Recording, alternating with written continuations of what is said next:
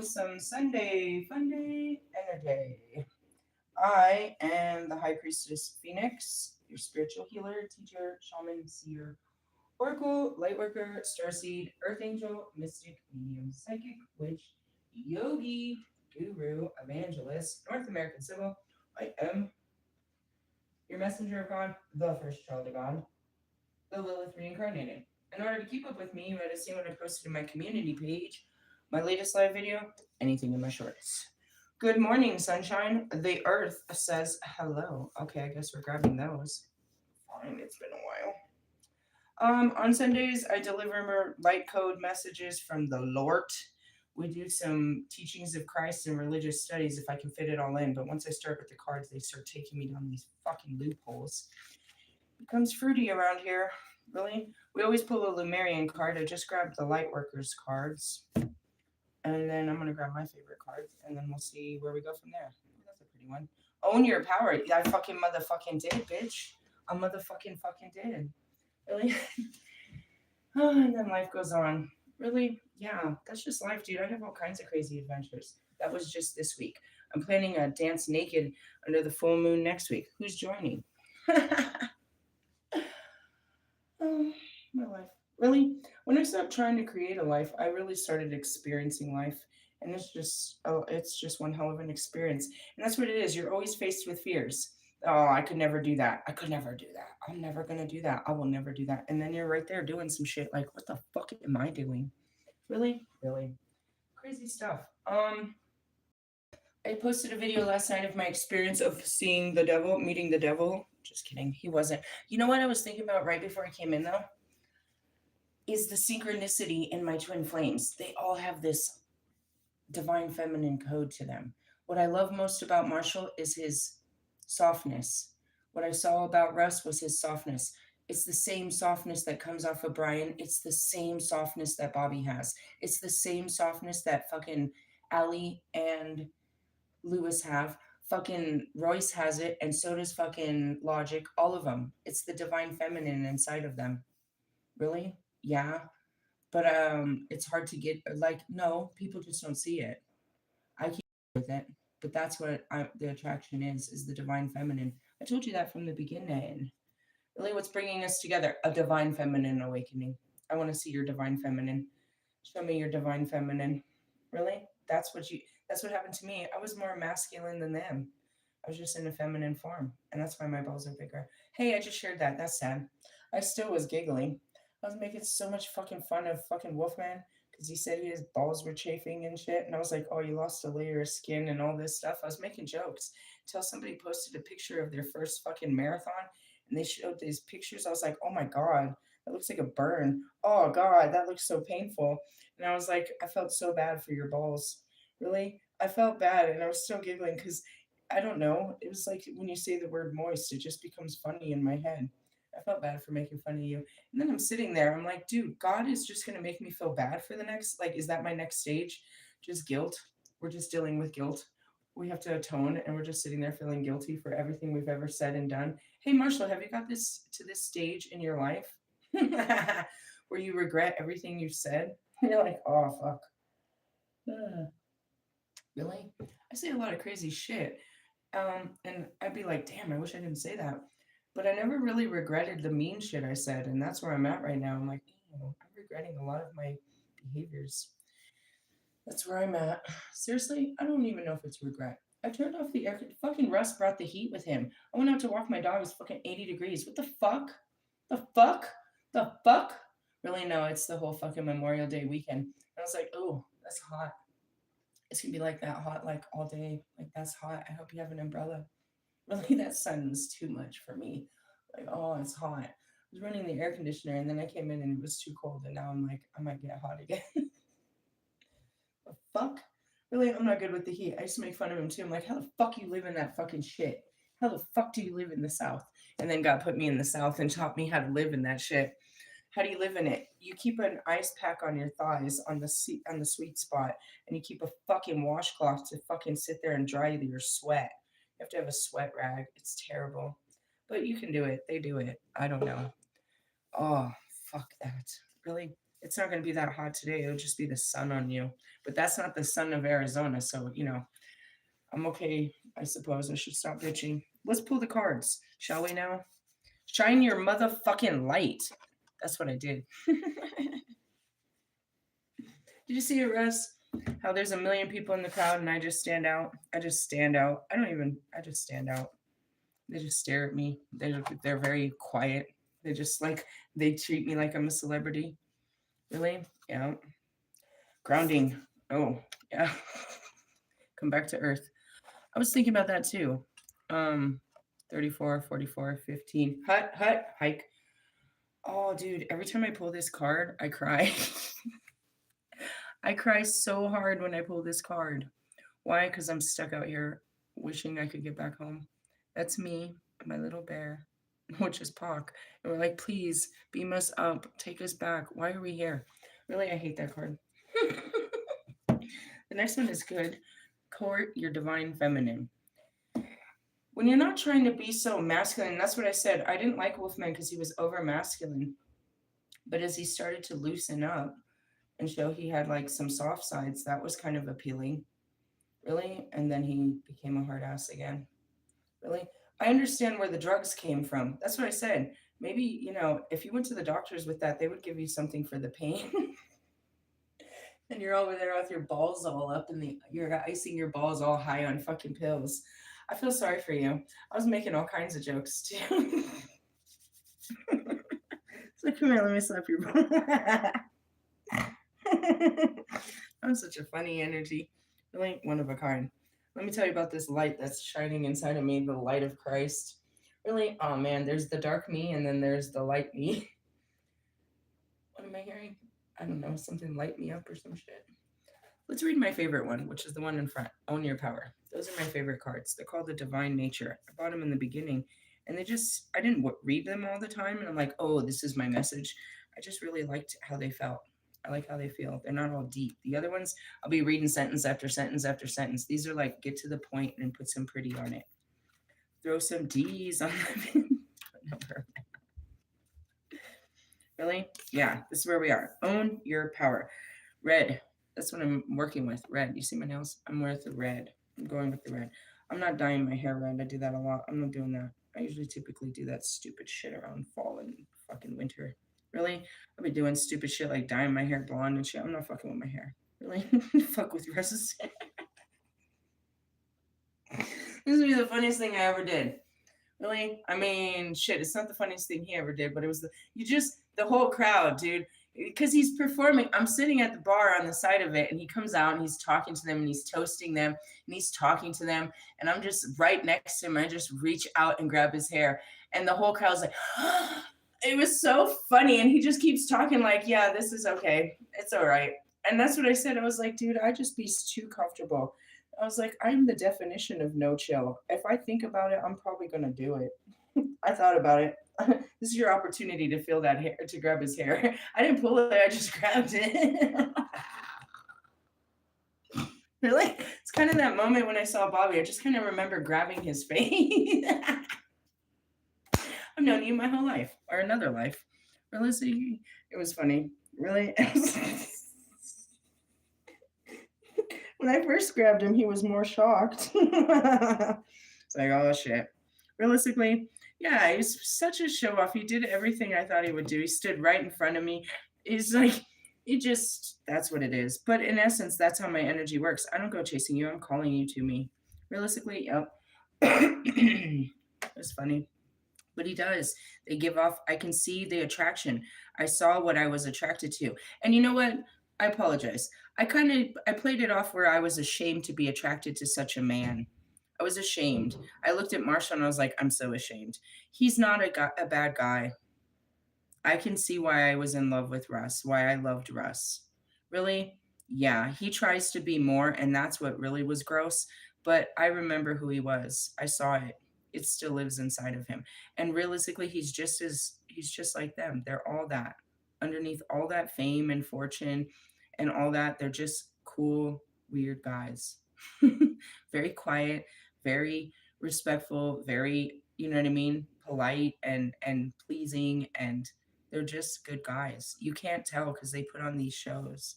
And it's really funny because it's the same as me.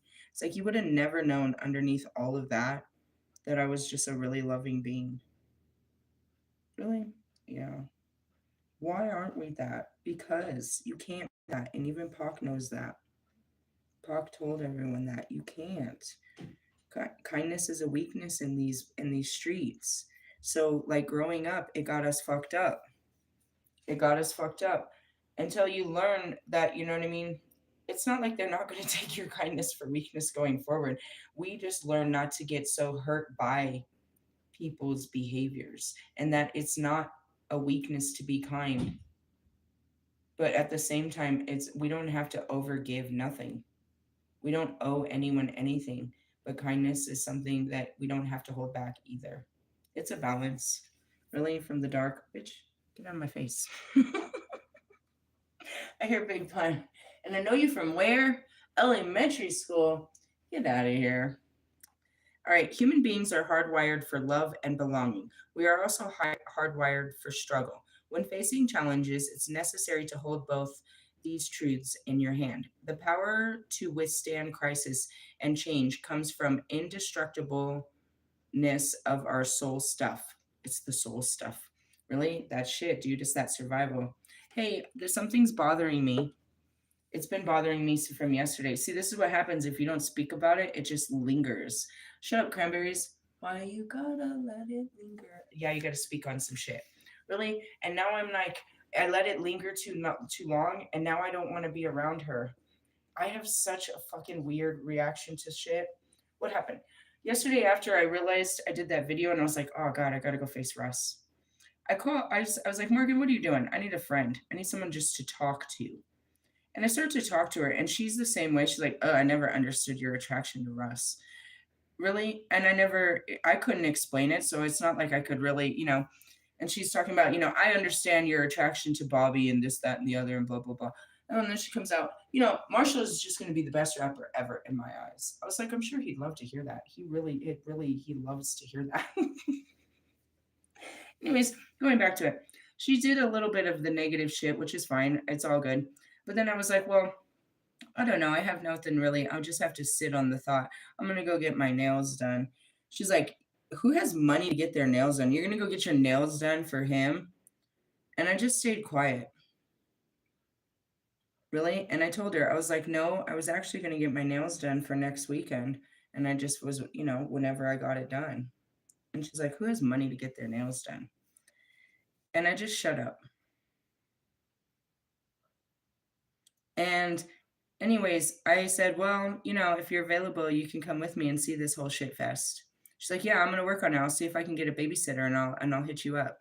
She didn't. She hit me up this morning. That's what woke me up. She sent me a text message this morning at 8:00 talking about how did it go. Do you think she has anything positive to say?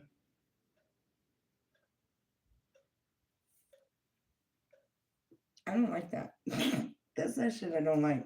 First off, I'm like always that bitch that has money at the end of the month and they hate that shit because I'm not that bitch that spends money all fucking month. First off. Second, I'm not, I have my tax money, so I can afford to do nice shit for myself. Secondly, like it's either I do it or I could pay someone else to do it and have this massage experience. And so I did it like for this other, experience and I enjoyed it. So I was like, I can do this again. And that's why I did it.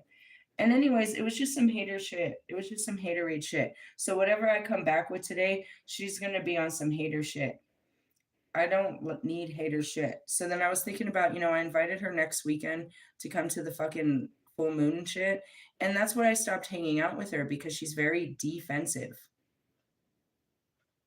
about shit. She like jumps off of the negative onto the negative and, like tries to, I don't know.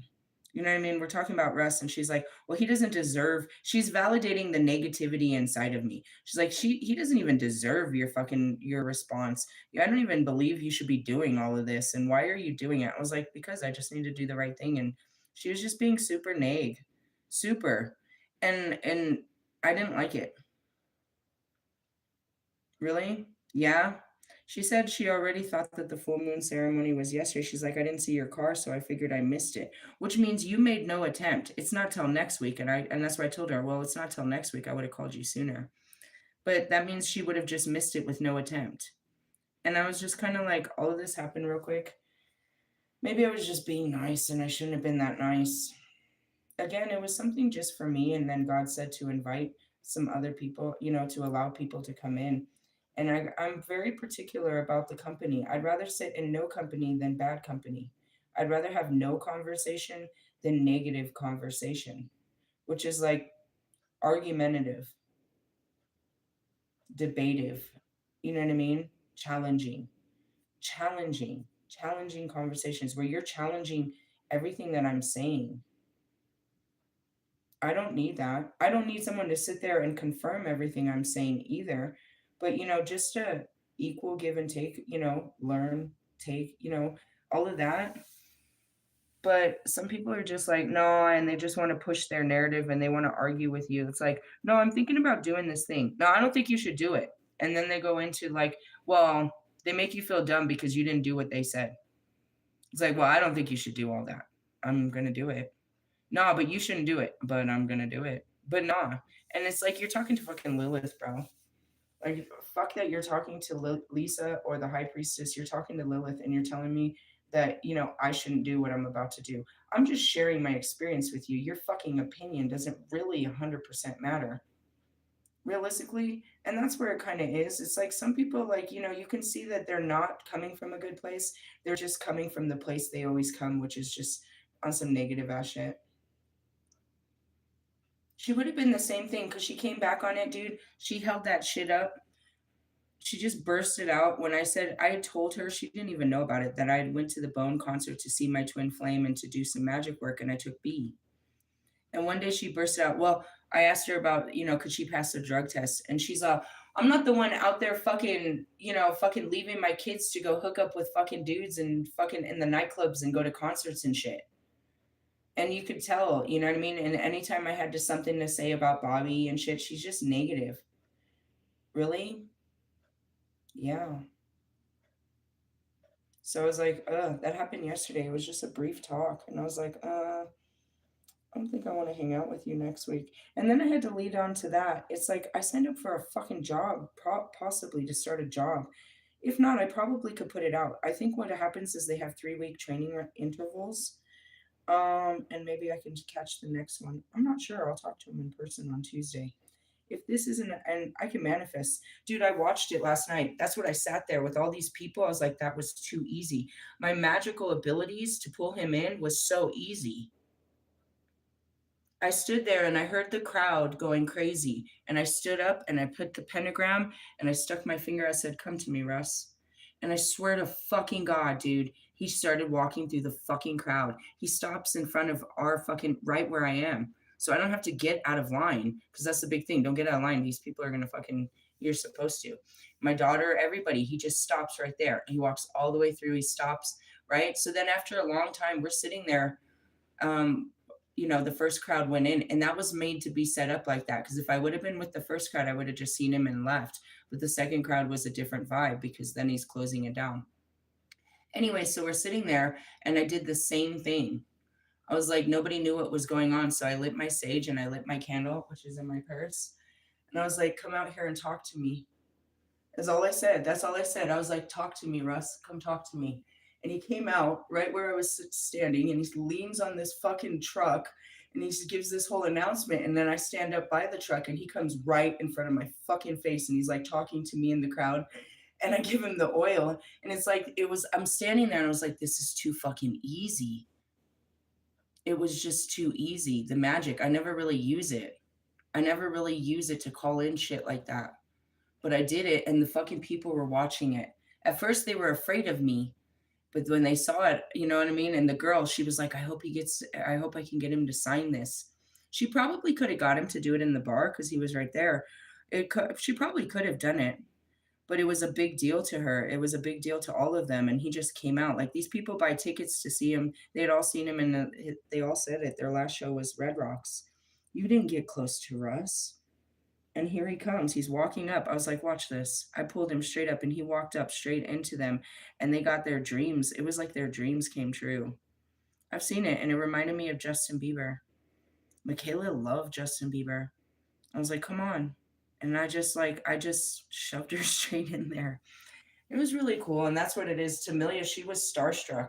She was starstruck. I don't know if it was, she didn't really was a Russ fan. She hears me talk about him all the time.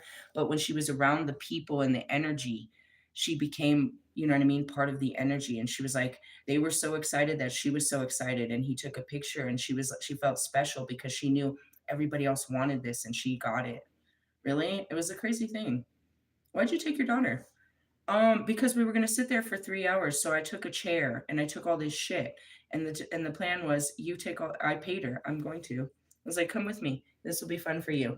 And so she got dressed up and she went out there and she took pictures. She watched. Her favorite thing is motorcycles. If she just hears one, she turns. So there was tons of motorcycles going down Santa Fe, and she watched all the women dressed up. And then after a while, she just got on her phone and watched shit. But I brought her with a chair just to people watch. And then when I went in, she took all this stuff and she took it to the car. When I got back to the car, I was so afraid, dude. I couldn't see her. She covered herself with my black cloak and she was asleep in the back seat. I was like, oh my God, she's gone. She wasn't. She didn't answer her phone because she was passed out. She had a great old time. Really? She looked all great. She put on a fucking sleazy dress and some little Mary Jane high heels. Her boobs looked better than everybody. She had her big old long fucking eyelashes.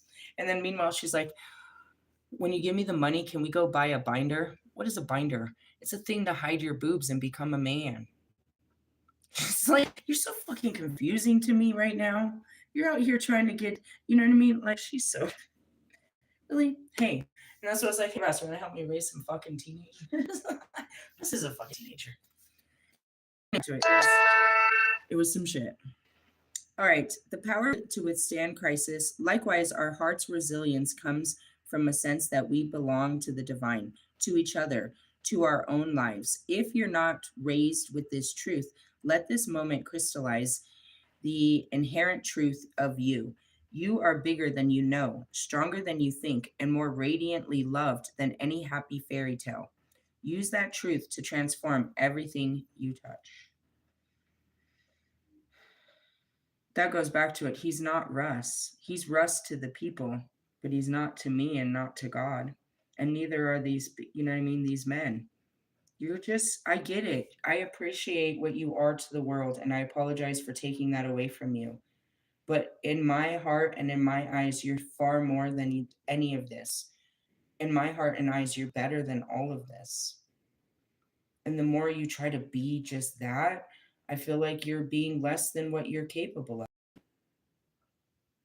I know who you are, who God made this soul to be, and how grand and great it is. As I say this, I see Royce. Oh, if there was the saddest story, you guys, that's the saddest story. It's almost a sad, oh, all you guys, all of our lives are so sad. We really took the killer on this one. Our karma, how we were stripped of our actual power, made powerless from children, and had to rebuild ourselves through the whole fucking journey.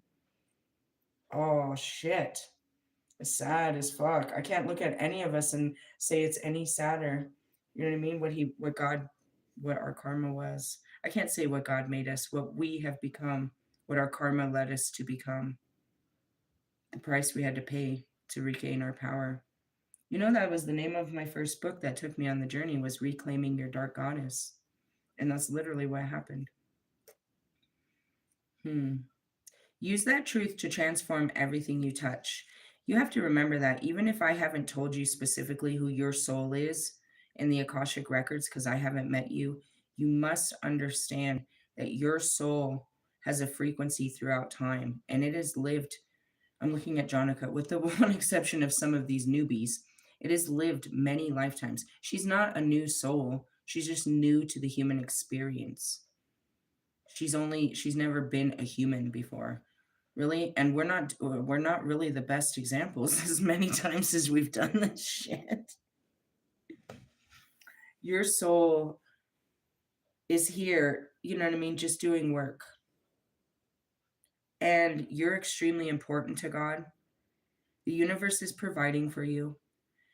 The universe loves you. You're a lonely soul. You're part of an enormous network of souls. You come from an enormous network of souls.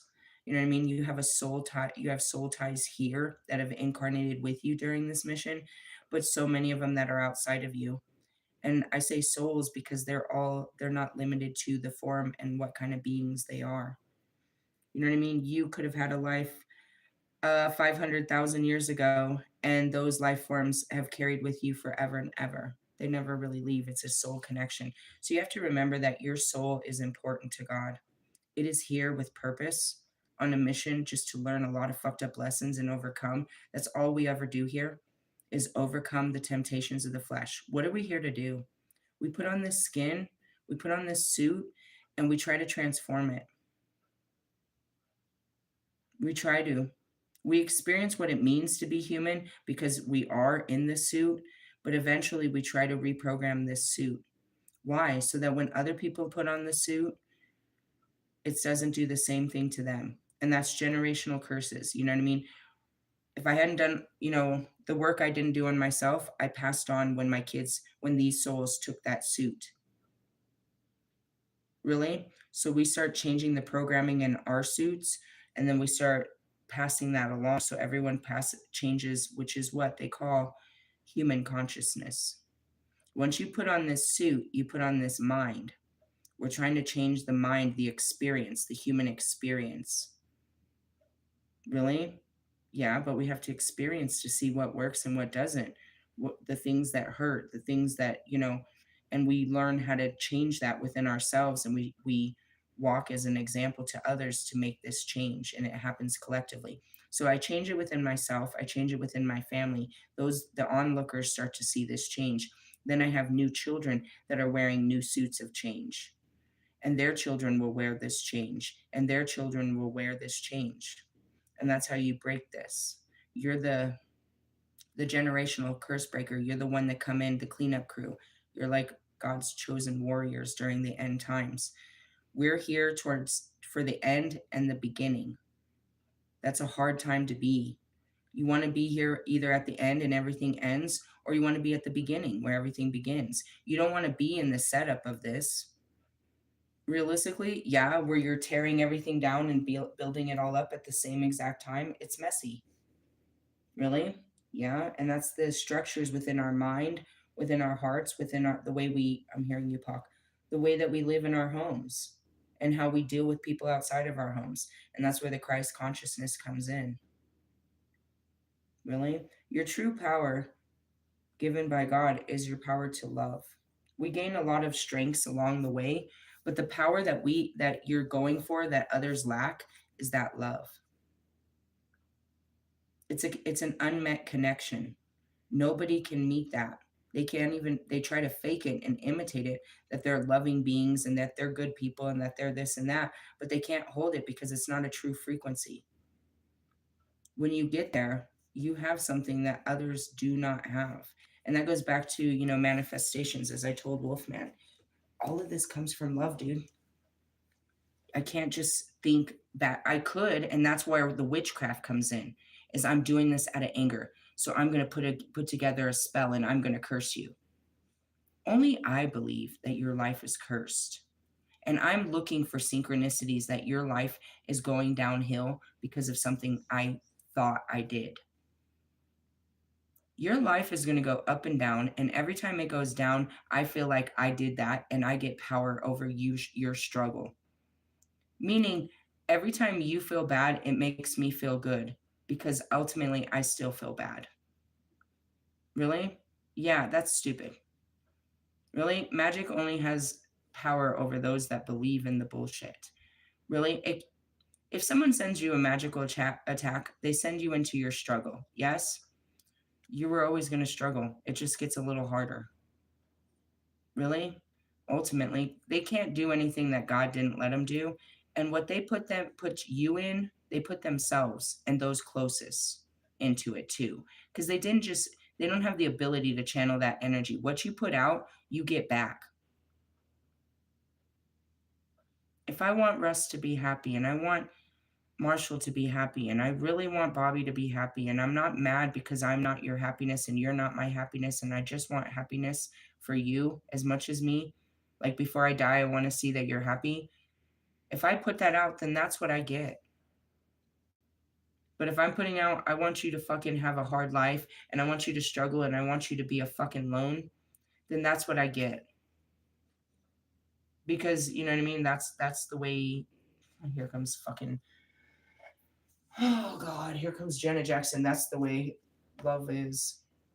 And every time I hear it, I hear like a moth to a flame that burns like a fire. Your love is mine. I can feel your desire. And then I hear the rest of the song. That was my mom. My mom played that CD. I didn't own that. I don't even know. I can remember her playing it. Really? Yeah, she bought the CD. I remember she ordered them. Remember we used to go to like record stores and stuff? Really? It was such a big deal. Really? Such a big deal to go to the record stores when the new albums came out. You couldn't do it online. That wasn't a thing. That came way later. You had to have a physical copy.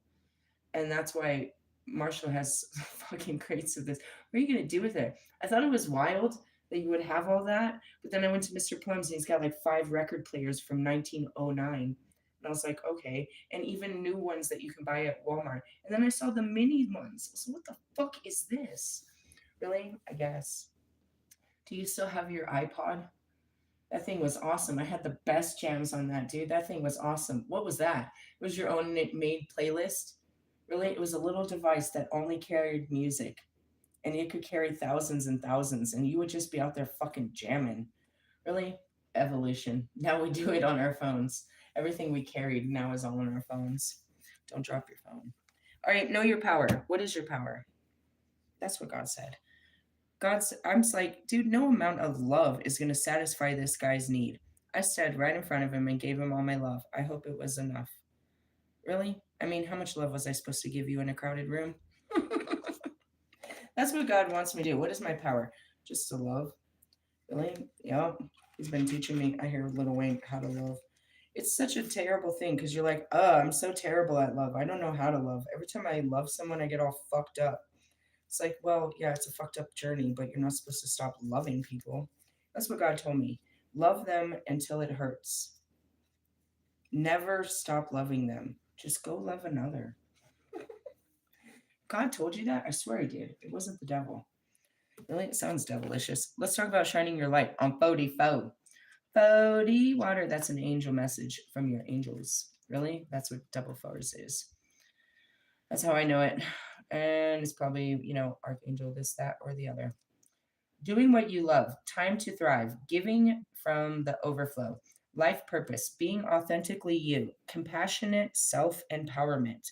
Loving life. Trying things you resonate with. Bringing joy to others by being an inspiration.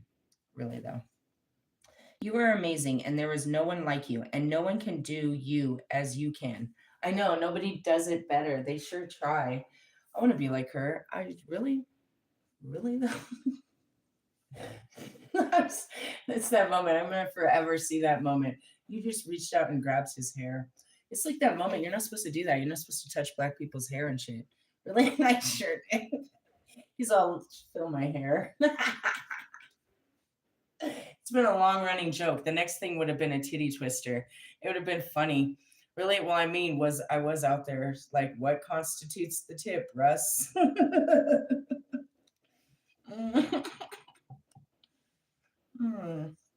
And same thing happened with fucking, with Brian. It's like I got to remember everything I've ever said, every weird thing I've ever said to this guy as I'm about to approach him. Same thing with fucking Bobby. Oh, fuck. I forgot I said all those things to you. That's where I come back in that fucking Heath Ledger in my nurse outfit and I pull my mask down. Hi. Like nothing happened. Hi. It's me. And what I did, I grabbed him. Hi, Russ. Hi. Oh my God, she's here. Really? I mean, it's funny because it never worked before. That's what I was thinking about. I was out there. I was like, dude, I did so much magical work. I sat there in spiritual court begging to get away from this energy to just disintegrate it. I don't know. I didn't want him to die. I just wanted him to get away from my energy. It was terrible. Really, I had to give into it. And that was what was funny. It's like, fine. That's what happened with Bobby. I just got to admit, I love you. And so I would just like when it came up, I was supposed to just get in the DMs and tell him that I love him. And then he'd get all weird and share something to piss me off. Oh, here's my girlfriend, and here's my this and that. And he would like hold on to his things real tight, the things that I hate about him, and be like, here, hate me. Hate me. I'm like, that's what it takes. All I gotta do is show Russ some love, and he'd be all clinging on to his fucking unhealedness. Really, he doesn't do well with love because he hasn't received it, and I have too much to give. Really?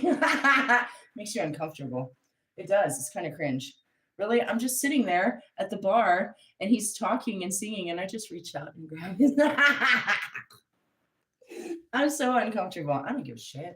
Really? Really, though? Come here, let me pet your hair. Really? Let me put it in little braids. Could have started rubbing his vagina, his face. Let me get out of here. Don't come too close. Really, I have no chill. Really, everybody's looking like it. You can't do that. That's my twin flame, dude. I used to rub. I used to do a lot more of rubbing on him.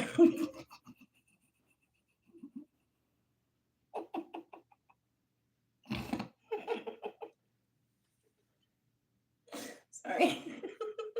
What? I thought about Wolfman and his fucking balls being rubbed fucking raw.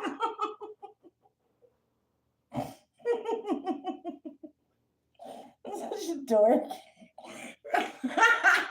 Here's Russ. I just want to fuck. Fuck. I was like, he's in such a feral energy right now. Like, does this have anything to do with my messages? I know that had to do with me. I was talking about some stupid shit. Really, I was just trying to fuck.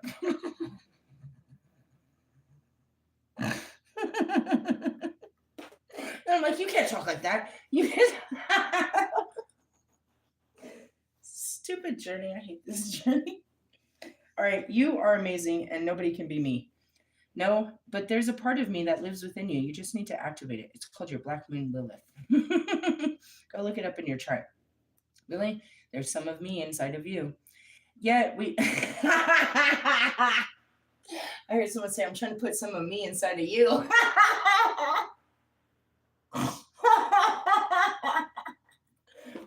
What, the tip? What constitutes the tip, Russ? You don't understand. Why do I keep saying that? Because when he said it was so dramatic, bro. It was like, oh my God. Really? Oh, it was the hardest thing, dude. It wasn't hard. He was limp. Fucking dick. Seriously, I was so hurt by that. I was so hurt. I was so hurt that he put it in a song. Then I'm looking at Marshall and I'm looking at my own songs that I wrote about Bobby. Oh, fuck. And then I'd be making fun of Russ that he'd be making songs. We shouldn't be talking about people in our song. He didn't just embarrass me. He embarrassed his girl real bad, too. He's terrible. No, but what I meant to say. No, but what I mean. Please do explain yourself, Russ. I so want to hear where this thought was coming from. And that's where you get to the bottom. Now that I'm thinking about it, that's where we were trying to get. I was so hurt that he put that in a verse. God, how could you say that? Really, it's a long story. And then the song became like it hit 1 million views like in like 2 days, and I was so hurt by him. I was like ready to kill him. I was like in love with him, and then he did this, and I was like ready to kill him. It was like no promoting this song. Really, not in public. I'm not going to sing this in public. She's going to get really mad. No, it's just a joke. Really, anyways, you may be obliged to do something or to be something or someone. You may have stopped doing some of the things you love due to time or energy restraints. When you take time to do what truly makes you shine each day, you will light up and bring joy to other people's worlds.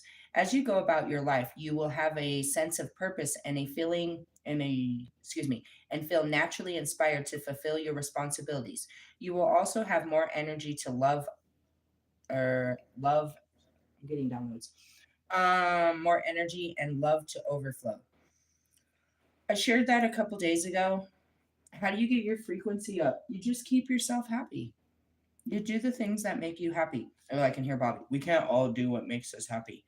No, how do you do that? You eliminate the things that don't make you happy. You're spending a lot of time doing shit that doesn't make you happy. By just eliminating that shit, that makes you happy. You don't have to go looking for things that make you happy. And after a while, that's what happened. There's this huge stage of nothing. God's like, you want to go outside and play? No. You want to go do this? No.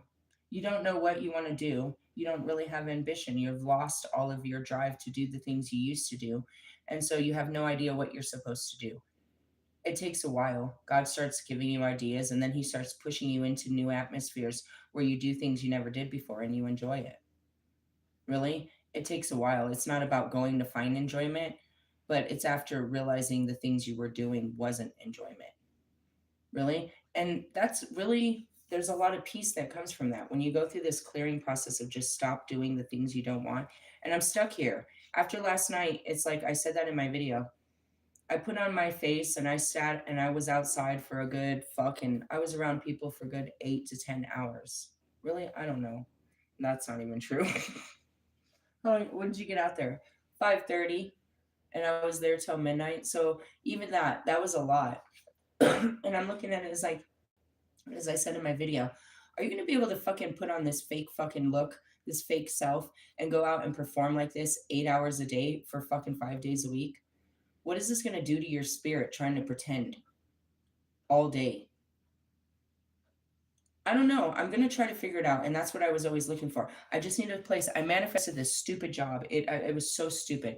I started trying to do this, and I was like, I need a place like where they leave me alone. Maybe something like some security. I'm good at front desk. You know what I mean? Maybe something with elderly people, or I could do like I could do cleaning at like a retirement home or something. Right? This is what I said. You heard all that, right? One morning, it's all in the videos. The spirit, as I'm waking up, was like, hey, they're hiring at the front desk.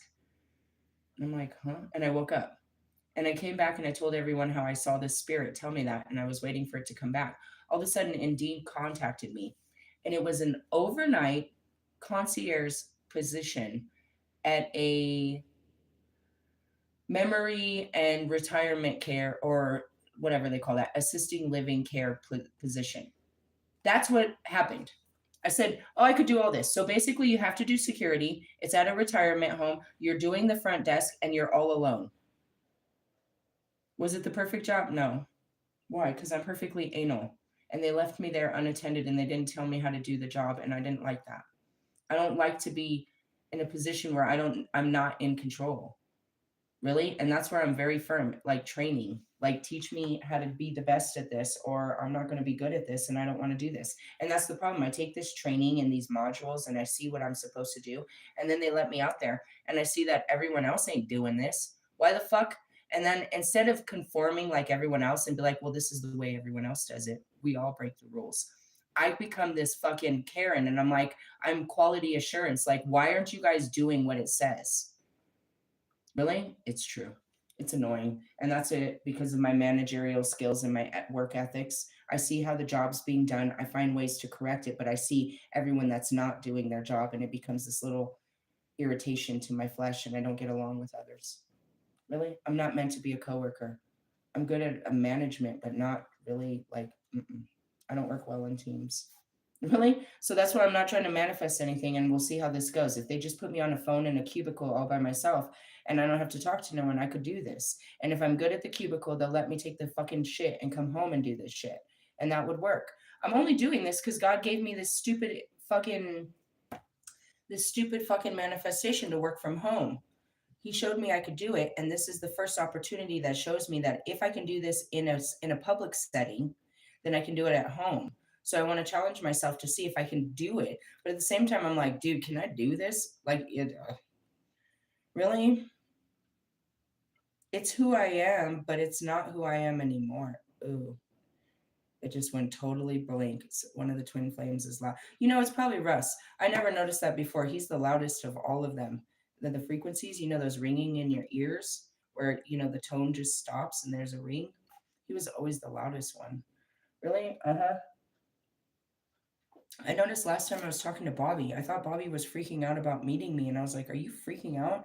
And it was no, it was Russ was posting at that very moment. It was so loud. Really, he's a loud frequency. Good morning, sunshine. Really, you start to learn them. I did. When someone's thinking about you, your ears are ringing, is what they always said. You start to learn that every time that this ring comes, you contact me, or I, or even that you can focus on the ring, and then you'll see a face. Really, it's like they're energetically calling you. All right, as you go about your life, blah, blah, blah. Doing what we love brings so much goodness to our hearts that it filters into other areas of our lives. Um, some of you, I'm like seeing you with regular jobs. You're like, I don't love anything I do. I know. You don't have a love for life. You're just lifing. You have to stop doing the things you don't like. And you're like, but you have to let magic in. As soon as you're about to tell me I have to, I'm going to tell you, you have to let God. You believe you have to do things. You're not letting any magic in, bro. If you turn to God and say, God, my life is shit. I hate my fucking job. I hate everything about my life, God. And I've had these talks since way before I was spiritual. You just wake up one day in the mess that you've created and you hate it. What did I do? I ran away and I created a new life. Really? I'm not mad that I did that because I got to experience lots of life. The problem was what I was creating was that I was creating from the same mindset. I didn't really learn. And it's not like I needed to stay there longer to learn because obviously I'd been triggered too much that it was time to go. I couldn't take it anymore. Really, and that's where life is. Now it's that thing is do you give up on life? No, you're giving up by life by living every day unhappy until you're ready to kill yourself. You know what I mean? There's things about your life that you're not fucking happy. So right here it says, doing what we love can bring so much goodness to our hearts that filters into other areas of our lives. You're not doing anything you love, so there's no goodness flowing in. You're doing everything that you're obligated, contracted or expected to do. You're not doing anything. The things you love, you sacrifice for the things you have to do. If you cleared out, and this is where it becomes scary, you stop doing the things that everyone expects you to do and you start doing what matters to you. Here's an example. I'm seeing my Aunt Marisa. She lived in Dade County. She lived in Homestead. They were doing a bunch of, you know what I mean, development down there. And it was like that movie Home. They kept buying all the land and they wanted to buy her land, but she wouldn't give it up. She had this, home-based business that she had created out of after college, which was a dog kennel. She did a doggy daycare before it was ever a thing, bro. Serious. And she did it in Miami. She would pick up these people. She advertised, and people that were coming into Miami, she would tell them to bring their pets and she would take them over to her house and they could have a vacation while she had a vacation and they wouldn't be far from, the owners. And then for people that were leaving Miami to go have their vacations, they could stay home with her. So she had a great thing going on. It was a home base. She built it. She had some Guatemalans and some other farm kids, migrant kids that would come and tend to the animals in the cages and stuff. But it was a whole business, and she was making good money, and she lived well.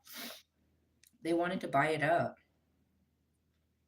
and I guess eventually she took their offer, and she left there. She moved to Hawaii, and I heard she became a face painter.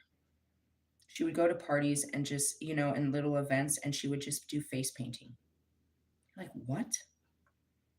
When you have money, when you stop chasing money, then you can start just enjoying things in life. She probably learned how to do it and was like, this is great. I want to do this to everyone. Really? I mean, who wants to sit around getting their face painted all day? You know what I mean? She got to find people to do that. And that's being around kids. And she'd make them look pretty and they would be happy and she got paid. It's just like being a makeup artist or a hair artist or a nailist. You know what I mean? You're making people feel good. She went to college and she went to, you know what I mean? She went to, rehab and went to college and built a business and had a career and gave it all up just paint face painting. And then I look at my sister Sophia. Sophia was in customer service for her whole life. She worked for the same company at least 25 years. She actually became a remote worker. She was one of their, answer the phone type people. She was in charge of the training too. She trained other people. She was there for fucking years. But one thing about Sophia, dude, she hated being on the phone. You couldn't get her on the phone because that's what she did for a living. She was on the phone 8 hours a day for 25 years of her life, trying to talk to Sophia. She's like, I don't want to do this. She's good at it. She'll put it on speaker now, but it's just, I'm tired of talking on the phone. That's all I'd ever do. Later, she quit her job and she went into education. She started being an after school aide, and then they gave her a position to be like a school helper. And then they gave her, all this shit. And that's when I met her a couple years ago. She's like, well, school's getting out, and I have a couple weeks before this, that, and the other. And she said she just really enjoyed it. She got tired of dealing with adults and went back to just helping kids. I would have never expected that of Sophia. She was all about that adult life, but she lives her life now just teaching kids or helping with kids. An after school aide or just a teacher's assistant is not doing all the education. You're just there to walk around and help the kids. You know what I mean? And that gave her life. So again, when you stop doing what you're obligated to do, you'll find other things to do that are more fulfilling with your life. Really? Yeah. And it could be little things like gardening. You know what I mean? Snoop Dogg got out there and started learning cooking, stuff like that, art. It's like, I never had time to do this before. When you give yourself time, you start to do things that you didn't. I haven't even started. My daughter is 6 pictures in. I'm gonna let her do it, or at least five. I got a set of 10, um, whatever, so that we could paint, and she's already painted like five of them, 4 or 5 of them. And that's what it is. If you have the tools at your disposal, it's like one day you could sit down and you might really like this. It's like I've always liked the sound of the piano. I never took the time to learn it. And just learning it is just you enjoying it. It's not like you're learning how to play your own tunes. It's just learning how to do something that you enjoy doing. Maybe if you're any good, you can show other people what you do, but it's just about doing something that you always wanted to do. But you don't have time for that. You have to create time, and God honors that. And that's your spirit. Letting your spirit be free is what you're here to do. Yet, when life is demanding more of us, we give up the things we love to make way for the more practical pursuits. When we finally come back to these pursuits, we wonder why we waited. It's like, why didn't I do this sooner? And then you look at, life just, you let life take control. And that's where a lot of the guys are. It's like, dude, you got to get to a certain age. And that's why I said it comes about 40 where you really understand what was important. You understood that you had to go through all that and learn that like everyone does. Everyone does those through those years. But then you start to see what things are real important, like rainbows, sunsets, breezes, good food, laughs. You know what I mean? Little things that you can't buy, but you hope to obtain throughout your day. You know what I mean? A good talk with a stranger that makes you laugh, a good smile, a good meal. You know what I mean? Good weather, good rest. Really? Peace is what we're searching for. In a world of chaos, it's really just peace. Unfortunately, there's no peace out there. You have to create peace. And that starts with a peace of mind. Do you hear that? I can hear the birds. You know what I mean? It's like that, where you can hear the birds, where you can just sit there. Some days I sit there and everybody else is, like I said, Russ has got to wake up tomorrow and go live his life and go make a life of himself and get back on his life. And his life is that's what I was thinking about this morning. I was like, dude, you do this all the time? I can't even. I used to do this. I used to fucking go out every night. I didn't even drink. I'm like tired, bro. I'm like too old for this bullshit. That's what I was thinking about. It's like following you around on a tour. Nah, bro. Seriously, no. I'll be here when you get back. You want some food? I'm not doing all that. Really, I don't want to stand on high heels and perform and, smile and wave all the fucking time and do all that shit. Really? No. Really? No. I don't do all that. I used to. And it's a part of life that it was really exciting and you love to be part of it and it was really vibrant. But you just kind of, That's it. And that's where I sat there in my little throne. My daughter's seeing it for the first time. She's seeing the life that's going to be given to her. And I'm seeing it as I'm leaving it. Really? Yeah. She's 15. She's seeing it. She's seeing what, what's going to happen when she becomes an adult, what adults do. And it was a cool crowd. That's what I mean. They were all drinking. They were all going over to get their drinks and stuff, but they weren't getting drunk. They weren't getting loud. They weren't obnoxious. They weren't gangster. There was no fights. There was no screaming. There was no girls crying. There was no ghetto shit. There was minimal amount of weed smokers, minimal, and not that many drinkers. They were just calm kids.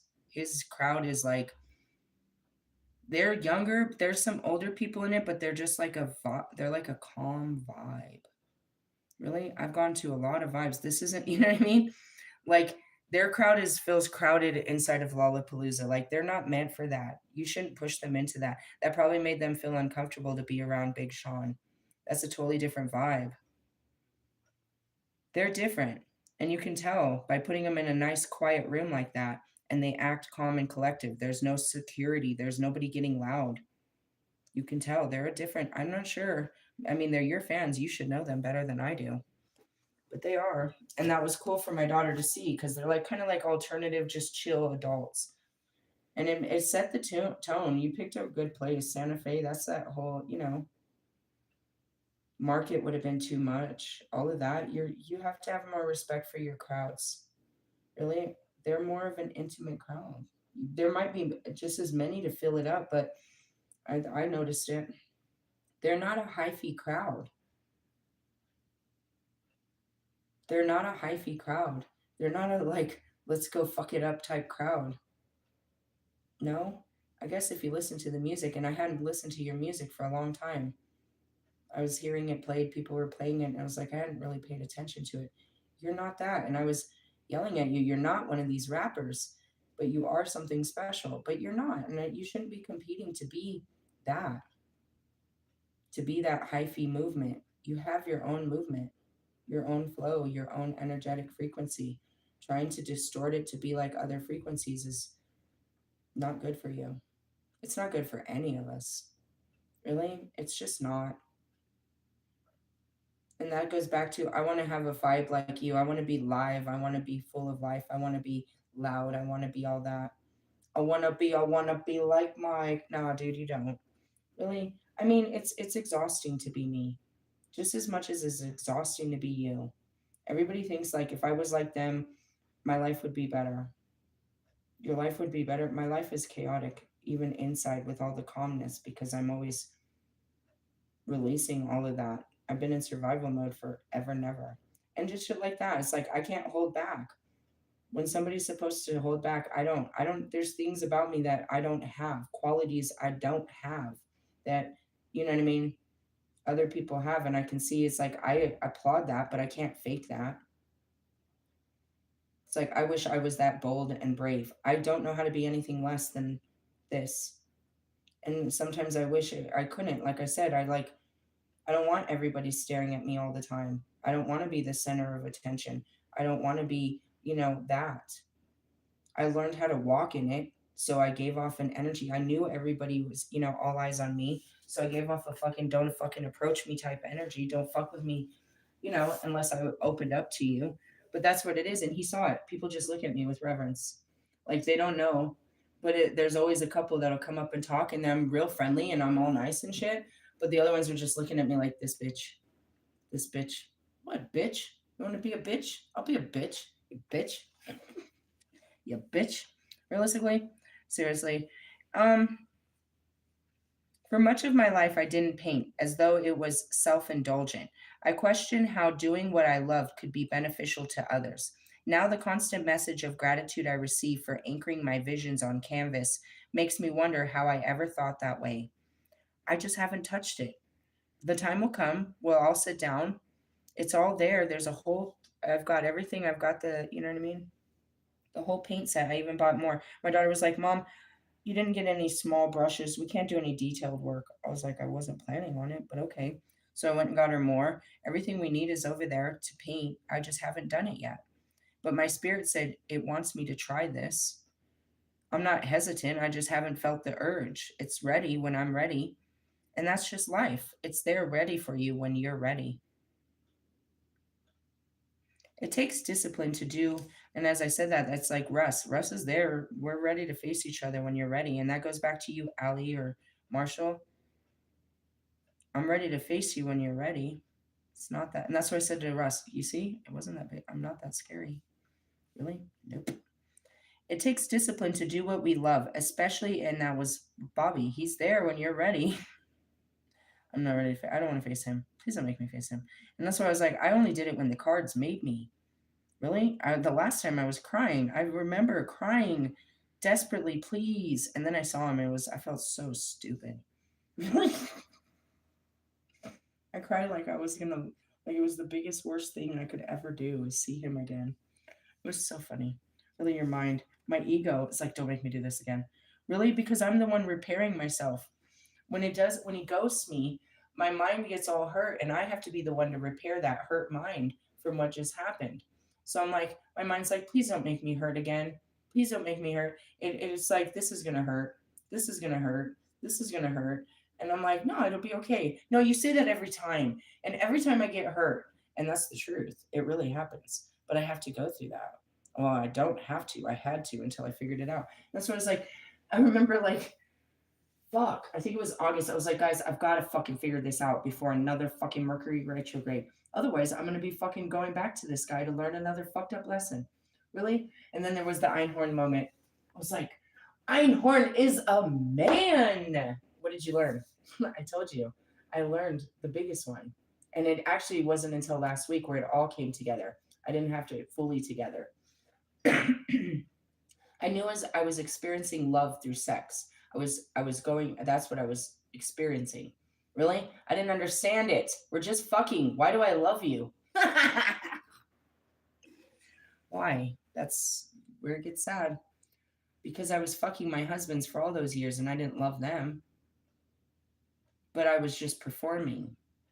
I wasn't making love to my husbands. They were forcing me to do this as a form of love. Really? It was competitive and it was bullshit. When I saw Bobby, this is how I wanted to love him. And then it came up to last week. Why are you trying to fuck people in the fucking, why are you fucking strangers? Here comes Russ. I just want to fuck. Yeah, we were trying to figure the answer. That wasn't the right answer there, Russ. You should have let it resonate a little longer. No, the point is I'm making love through sex, which is it's a form of love. It's my love language. You can see why this was never going to work because Russ's love language is Apple Pay. Really? Yes. And mine's like, I just want to fuck you. Oh, it's funny. Really? No, I'm just messing around. It's really funny. But that's what I learned. I didn't understand it. I kept fucking him until I understood why I was fucking him. You're going to keep fucking you. I'm going to keep fucking you until this makes sense. Really? How many times did you fuck him? Only once. Well, according to him, 12 times in the years, but I only remember one time. Oh, and there was this one time at my house. Really? Twice in the last 3 years that I know of. But he remembers like a whole bunch of other times from years and years ago. I don't remember that. I purposely forgot that. Really, I'd be forgetting. And I didn't even remember too much about this time. I was trying to remember some shit. Really? I figure, and that's the thing, it's a pattern. I'm meant to forget him. So if I do this with someone else, am I going to turn on the same pattern and try to forget you? And that was true. That's exactly what I did to the same dude. Really? Yeah. I'm just like, oh, I'll forget you. I'm pretty good at that. And that's what I'm trying to stop. But it's just such a self-protective mechanism. Really? It's a superpower. You guys just wish you could forget. But then try to remember. It's so sad. I'm crying. I'm trying to remember. I can't. Really? It sucks ass. And that's where it's such a mushy thing. My brain is capable of keeping memories, but it's just a common pattern to empty the trash. It's like you hit delete all and it just all goes away. Like, fuck, I needed that. I needed that memory. Really? Sometimes you can retrieve them out of the trash, but mostly no. I hit an alt delete button in my head. It's the only way I could get through life. I had to forget what had happened to me just so I could just make it through it. And that's what you guys want to do. I just want to forget it so I can make it through it. I'm telling you, that's very unhealthy as I'm trying to stop this and yet still doing it. Really? And that's what last night, that was unforgettable. I've had a bunch of these where they're unforgettable. Like there's things that I've built new memories that I'll never lose. I know I'll never lose this memory, and that's something great to me. Really? Because I can't remember. And I can only blame myself. Really? It sucks. All right. She says about painting. Have you guys tried painting? Yeah, me neither. Go get some stuff and see how it feels. It takes discipline to do what we love, especially if we are natural givers. It is easy to get caught up with other people's lives. There can also be a strong cultural belief that fulfilling a creative need is selfish. Yeah, you're not going to make any money doing that. They see you, they think it's wasting time because they don't have the time to do things that aren't productive. They think it's a waste of time. It's like you sitting around watching hours of fucking TV is you being, a waste. You being lazy, you being all these things. They're just mad because they don't have the time to sit around and catch up. That's a luxury that most people don't have. You ask all fucking working class people what they're going to do when they get home. They're going to just sit around and watch TV. It was made to do so. People are mad about the people, but then you think about the housewives, they're stuck there. They're stuck with just a TV. It's terrible. They're stuck and just with just a TV. It's a jail cell. You guys just wish you could get home and just sit down and, Netflix and chill. You know what I mean? You got people in jails and fucking mental asylums, fucking, you know what I mean? Home health care. All they have is the fucking TV. So what you think is, you know what I mean, a pleasure, it can also be you know what I mean, a disaster for someone else. And that's it too. Why don't you go out and get a job? You're putting that on me because you think I have to have one. Everyone has to have a job. I do. I do it every day. God makes me do like 5 to 6 to 12 hours of this shit every day. This is my job. It doesn't pay. Somehow it does, bitches. And I can prove it. Realistically, yes. And it's tax deductible.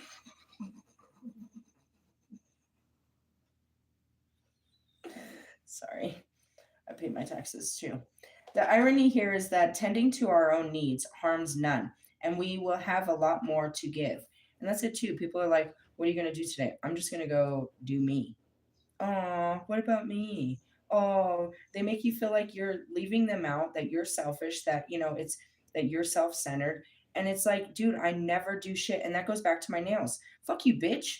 I used to get my nails done all the time. Really? This is the second time in like 3 years. The first time I did it, I cried. Really? And I'm sitting there and it's like, and it's really not about the nails because I could paint my own nails. It's about sitting in the fucking massage chair, to be honest. That's my favorite part. It's a time for us to collect our light and shift the vibration here on earth. And that's it. I'm not doing this to look pretty. I'm doing this to feel good. This is something I don't get to do for myself. And I wanted to do for myself because I'm in a position that I can. I don't have to tell myself no right now. There's times when I do. I have to tell myself no, and I do that all day. I tell myself no and I structure myself, but there's a part of me that, I have to love myself too and give into it. You know what I mean? I can't sit there and say, "Oh, you can't have that. You can't spend the money. You can't eat that. You can't." You know what I mean? I'm being a terrible adult to my inner child by not letting myself to have the things that my when I was a child, I couldn't. Who said I can't eat fucking cake? Fucking Marie Antoinette. You're not supposed to eat that. Why? I know that. Everybody says I'm not supposed to do these things. And that's why I don't get to do these things, but I'm going to do these things and you're going to make me feel bad, but at least I'm going to try it. And if I can get past you trying to make me feel bad, this could be a good experience. And that goes back to my, full moon sex ritual. You don't understand it. I don't care. God does. And it's something that makes me feel good. And it's not like it's not supposed to be something that doesn't make my partner feel good. It's an experience. It's like, you want to be all mad about the things that I do. And it's the really is because you're not doing the things you don't want to do what I'm doing. You're just mad because you're not doing what you want. But the only one stopping you is you, your obligations in your mind. If you just say fuck it, which is not easy, you don't want to truly say fuck it. You have to put down boundaries and be like, look, I'm doing me. I got to take care of me. I've been neglecting me. You matter to me and I've shown you, and you're not going to stop being important, but I need to make myself important. Really? Yeah, that's what it's about. Nobody took care of as somebody that's a caregiver, like myself and everybody else on my twin flames. Nobody takes care of us. We're so fucking busy taking care of anyone else, meeting their needs, that we don't even acknowledge that nobody cares about us. And when we do, we become very hateful. We're just caring for other people and nobody cares for us. And you can get real spiteful about it, or you can just be like, all right, I care for everyone else. Let me put some of that care in me. Don't expect someone else to take care of you the way you take care of other people. Just start putting that back into you. Because you see, I take great care of you motherfuckers. And none of you motherfuckers take care of me. Well, obviously they can't. They need you to take care of them. And that's where you realize their dependence. And this has become a dependency, and it becomes too much weight. I'm doing everything to make you guys happy. You're never happy, and I'm never happy. And it becomes resentful. So you take time to keep, caring for those you care about. But you also have to realize you got to take some of that time away from them for you. Every day, there has to be time for you because you exist. And that goes back to my first video. I'm having this fucking crisis on my porch, and my spirit's screaming at me, you're important. You matter. How you feel matters. What you think matters. Because I'm like, no, I'm not going to tell them that. No, no, I'm not going to say any of that. No, no, no, no, no. It's like, no, you're important. Your opinion matters. How you feel matters. This matters. And that's where it is like all of a sudden we don't matter. And when we realize that, it really get angry. Realize that you have not made yourself important to anybody, but the reason is because you haven't made yourself important to yourself. And that's where that self-love comes from, and people are attracted to it. They really care about themselves. They care for themselves, which means they care about other people. You know what I mean? I take the time to take care of myself. And that shows more than all the time I take to care of other people. Because, that's where I look at Bobby. It's like, and Russ, you're taking care of everyone, but nobody's showing you any love. Last night, I gave him an oil, something very special to me that I brewed for me, and it's actually mine and his energy mixed. That's Lucifer and Lilith oil. I wear it. That's us together. I gave him that. It was a $6 oil that meant a lot to me, and I gave that to him. It meant as much as it did to him. But the truth is who else cares? When his birthday comes around, nobody shows him not a third of what he does for everyone else. And when I see this, I hurt for him because I was that. Christmas morning, I've told many stories about this, was one of the saddest, it's the saddest feeling in the world to be a single person, a single parent on Christmas. At least in my experience. You do everything to create this wonderful experience for these people, whoever they are, your children, your family, your friends, all of this. And they wake up and it's just a moment. And it's like, you think that it's going to be so much more and they're going to have so much more to it, but it's just another day and they're excited. But then they're sitting there and it's like, as soon as they're doing that, now they want food. And so now you got to go and you got to make the food that they need. Right. And then during that time, you got to clean up the messes and you got to keep doing all this. And it's like the whole day, I spent all this time getting ready for this to make you happy. And then I spend the whole day making you happy. And when it's all done and I finally clean it up and I'm putting away the food, I've cooked a big Christmas dinner, I've made the Christmas gifts, I put up I've done all this. I've spent months and everything I have. I'm sitting there and I'm going to cry because this was my Christmas. I'm broke. I'm alone. And I have nothing for me. I've done all this for everyone, and I don't exist on this day. Nobody has gotten me a gift. Nobody has cared about me. I just kept caring for everyone, but nobody cared about me. And I can't be mad that kids didn't care about me or, stuff like that. I realized at no point during this holiday did I care about me. And I realized that. So I learned when I started doing Christmas shopping, I learned this later while I was out there to buy myself something and wrap myself a gift and put myself something under there. I learned to make the foods that I like for Christmas. I learned to do things for Christmas for myself. So it wasn't such a sad experience. I made myself part of the experience where I wasn't before. I would buy gifts like theirs, and when I would wrap their gifts, I'd wrap my own. And I'd have a couple gifts under there. And it was cool. It's not like I remembered them. Oh yeah, you bought this. No. All I'm thinking about is getting everybody what they want. But when it was all said and done, there's something there for me. I did something for me too.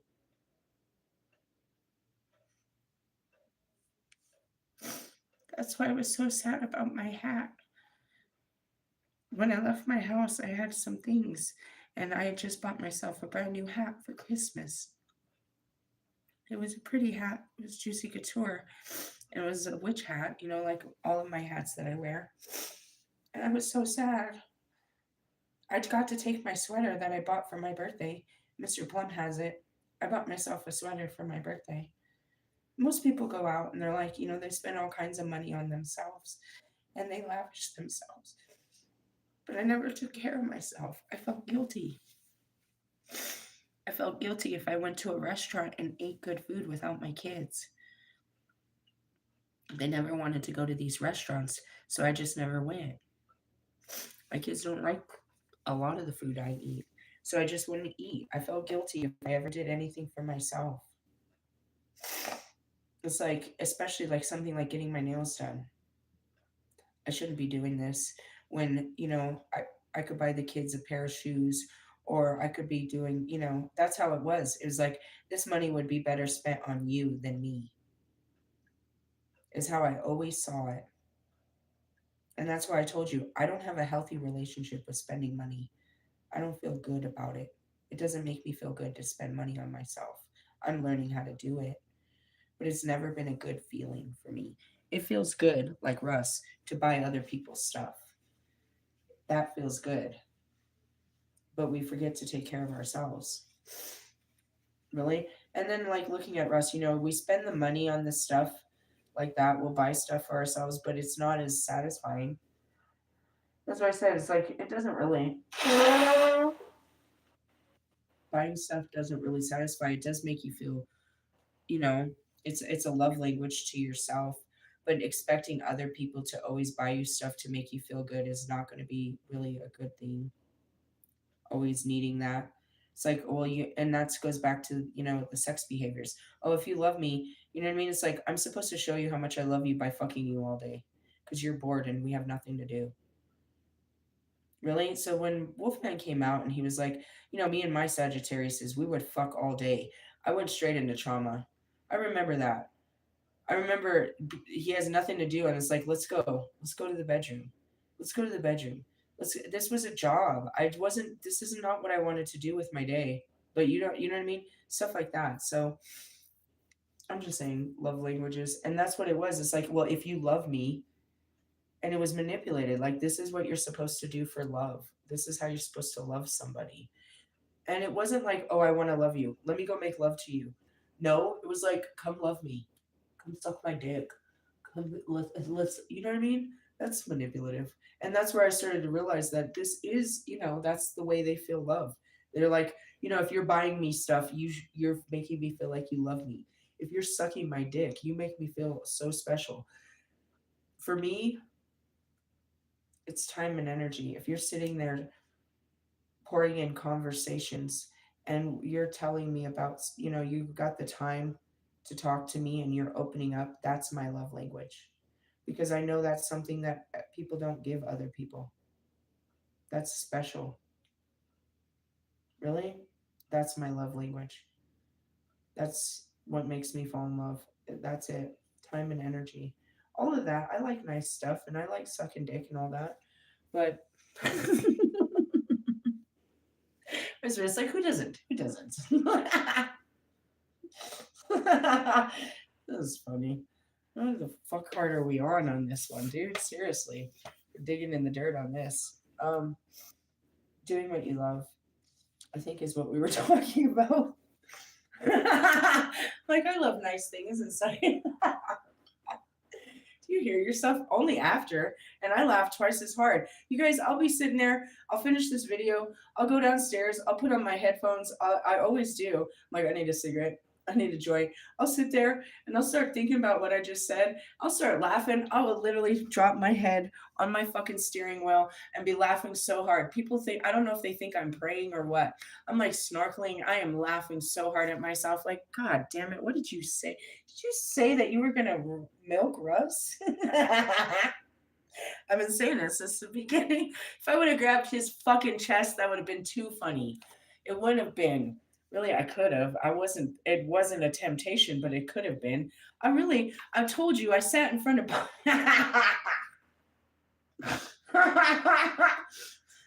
hadn't seen him forever. I sat in front of him at the lake, at a fucking, at a fucking bench. He's sitting across from me, and it just comes out of my mouth, dude. I'm thinking it, and I say it.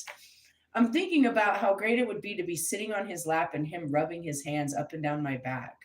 And so I tell him that, and he looks around. It's like, we can't do that.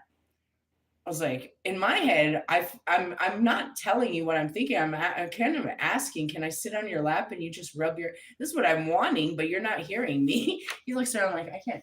It's like, you can't say that. I mean, and it was at that moment I was like, oh no, I can't be your friend, dude.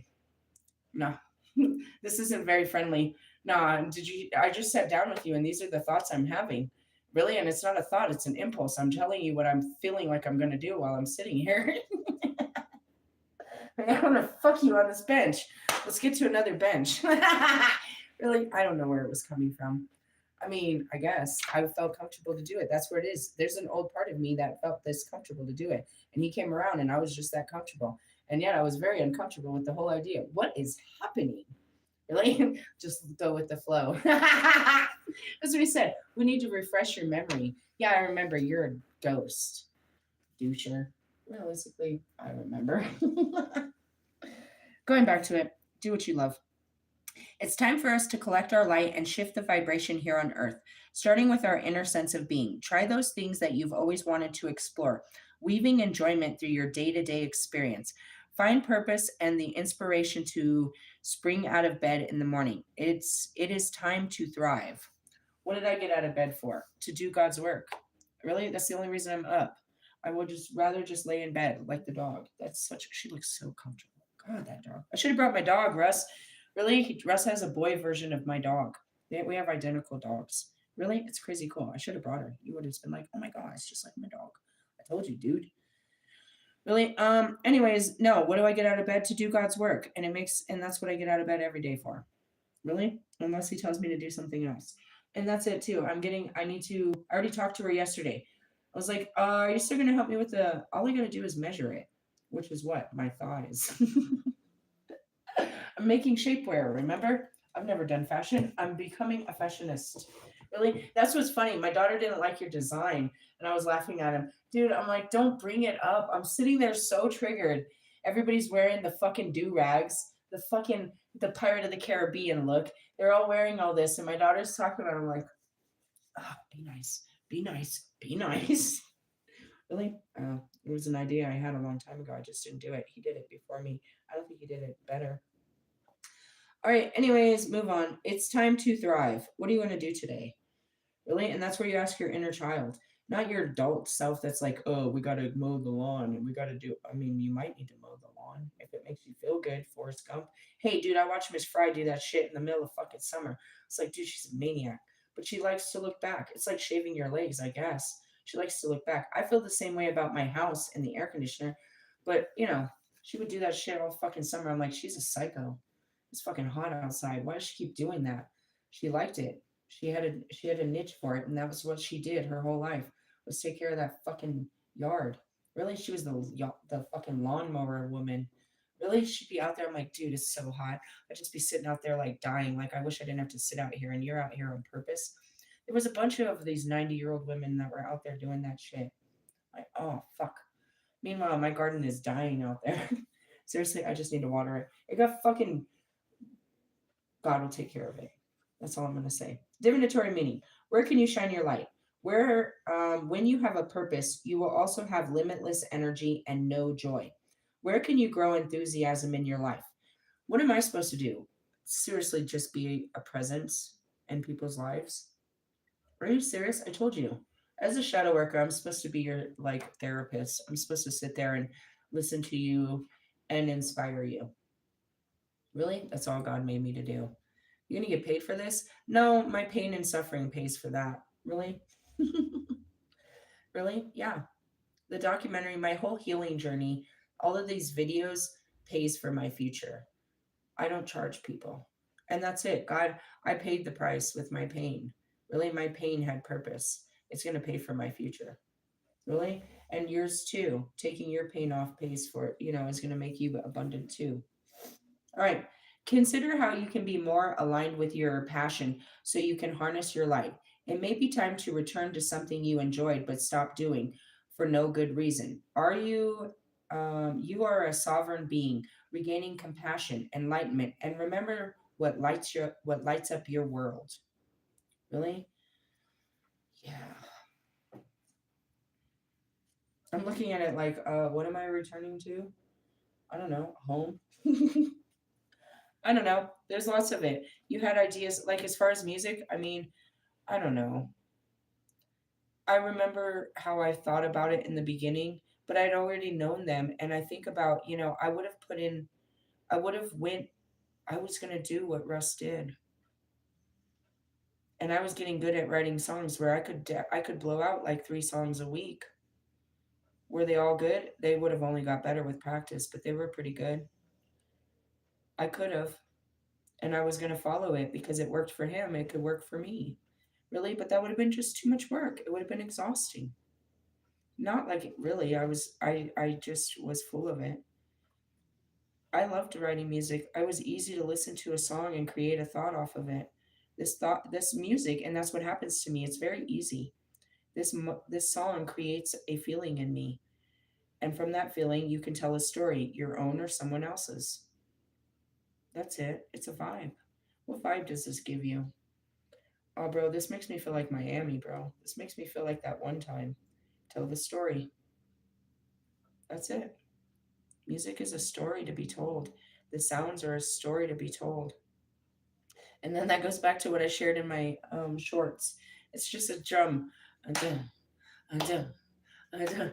And she's all from the windows to the walls to the sweat drop down my balls. Tell all you bitches, girl. And that's what happens in my head. Why does it have to get so filthy and fucking gangster in your head? Hey, I'm a gangster vibe, bro. Just want to dance on some gangster shit. Really? My music was just that. Really? And I'm trying to get you to make the music that I made instead of making it myself. Really? Why? I don't know. It just seems like so much. I don't I what comes with music is performance and I'm going to be on stages doing this. I'm not I'm not going to stop and let me sing. I'm not going to start with worship music and then let me do a whole that's too much. I'm not a circus. I can sing. I can definitely do that, but I'm not going to stop what I'm doing to get on that stage. And you're thinking about it. Being on the stage for me singing and performing my songs is it's all great and all, but it's not I'm supposed to be on a different stage. Ultimately, singing for me was getting on the stage and telling my stories with a melody. I'm here on stage telling my stories with a vibe. I can write music forever and that's what it goes back to. I was never here to take over your position. I wanted your inspiration to be better at songwriting, really at delivering music. But I realized, along the way that wasn't it. I was trying to deliver a message through music. And I can, but all I'm trying to get you guys to do is deliver the same message through your music. Well, through better music, I suppose. That's all. I wanted to create better music for the future because there wasn't. And when I wasn't in a position to create it for the people, I wanted to inspire other people to do what I wasn't in a position to do. I can do it. I can make an album and do all of that. But that takes away from it doesn't. It's just it's not aligned. That's not something I saw that I was going to be a famous singer. I saw that music would lead me. The ultimate thing was music was going to lead me to a talk show. That's what I was going towards. How did you figure that out? It was a long ride, but eventually I would have a talk show where I just sat down and interviewed other artists. That was the long run. I'm almost there. I can sit down and just have this, which is I have a talk show where we talk about everything and I bring in celebrities. That's it.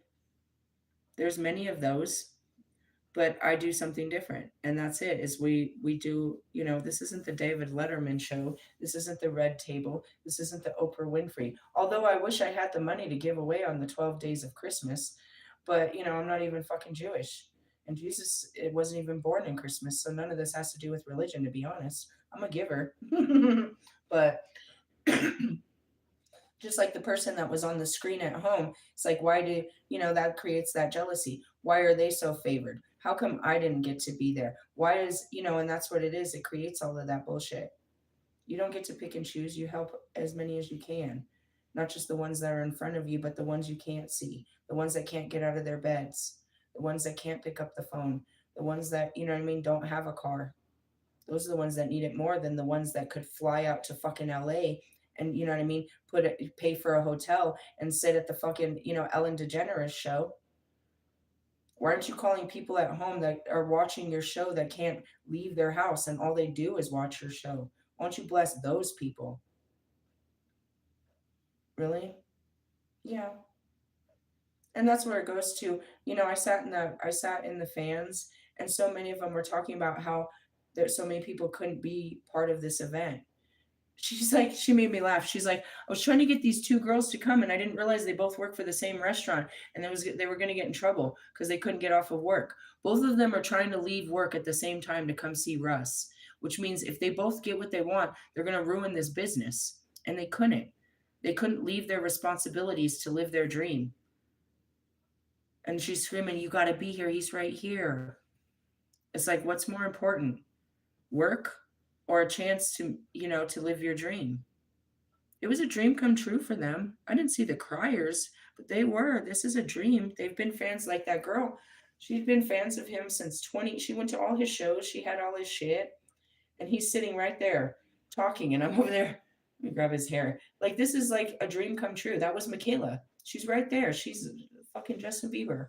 And I thought about it. I was like, for me, that was Sean Paul when I was real young. He was playing at the Fillmore. It's like, I'm going to meet this guy. I can't wait to meet this guy. Everybody's like, you're not going to meet him. I have the pictures over here. I could show you. It was the same thing. I went back and met him. And it was, first off, he wasn't bigger than life. He was as tall as me. He was thin. He was just a guy. And that was the beginning of the end of it to me. And then I met him, all of them. Really? Yeah. But then I go back, when I went to the Bone concert with B. B has been listening to them for fucking 15 years. This music is everything she grows up on, and now she gets to see them in the flesh. It was the best day. She was so hyped. It's like, I've never even thought I could ever be that close to the person that made so much to me. You guys mean a lot to people. Your words, your very presence is a blessing to them. It's not about the work you give, it's about just being in your essence. And that was Jesus. They just wanted to sit around him and listen to him. And that was what happened last night. They weren't really listening to the songs, and he knows it. And that's probably why he gets so mad. He created a vibe where they could. I think that the music wasn't loud enough, to be honest. I was right next to the bar, but they just wanted to be around him. And it didn't matter if they heard the song. They're going to buy a ticket to the show next whenever you sell a ticket. Really?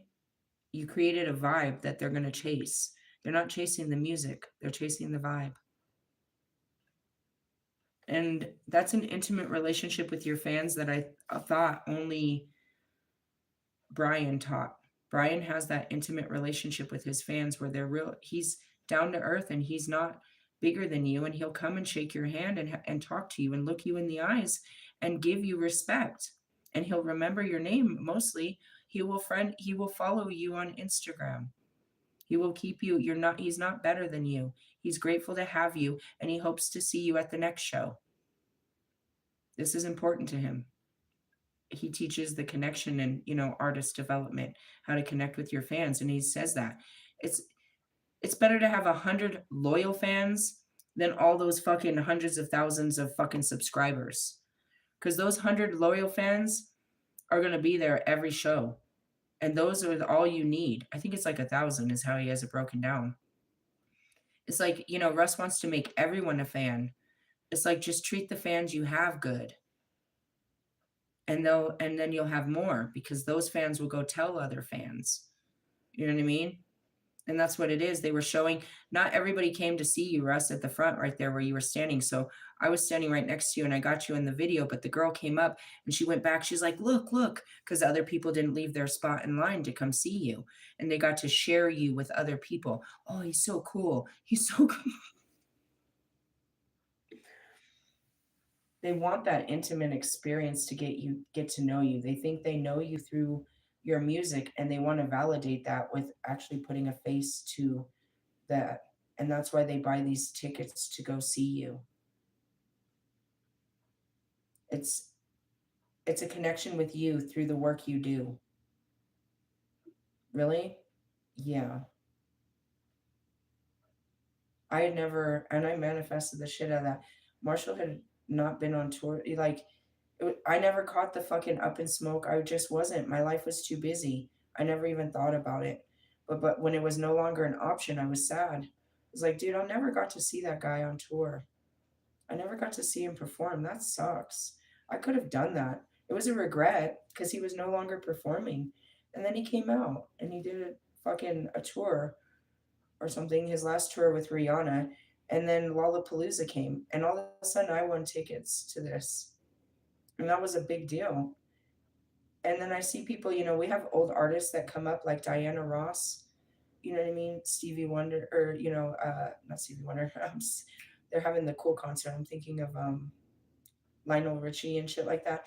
These people come, and it's like, to you, you don't recognize them, but these were teenage heartthrobs. It's like, now I'm 50 years old and I get to see someone that I've been listening to since I was a teenager. It's a big deal to them. Don't take that power and don't abuse that power of the connection that people make with you. Don't don't abuse it to the fact where you think you're better than them, because the whole point you're connecting is because they believe you're on their level. Not that you're better than them, but that you're equal to them. And that's what keeps your bills paid, bro. Trying to be better than them is going to get you, you're going to go hungry with some shit like that. All right, I gave you all I could. My stomach's burning. I need a break.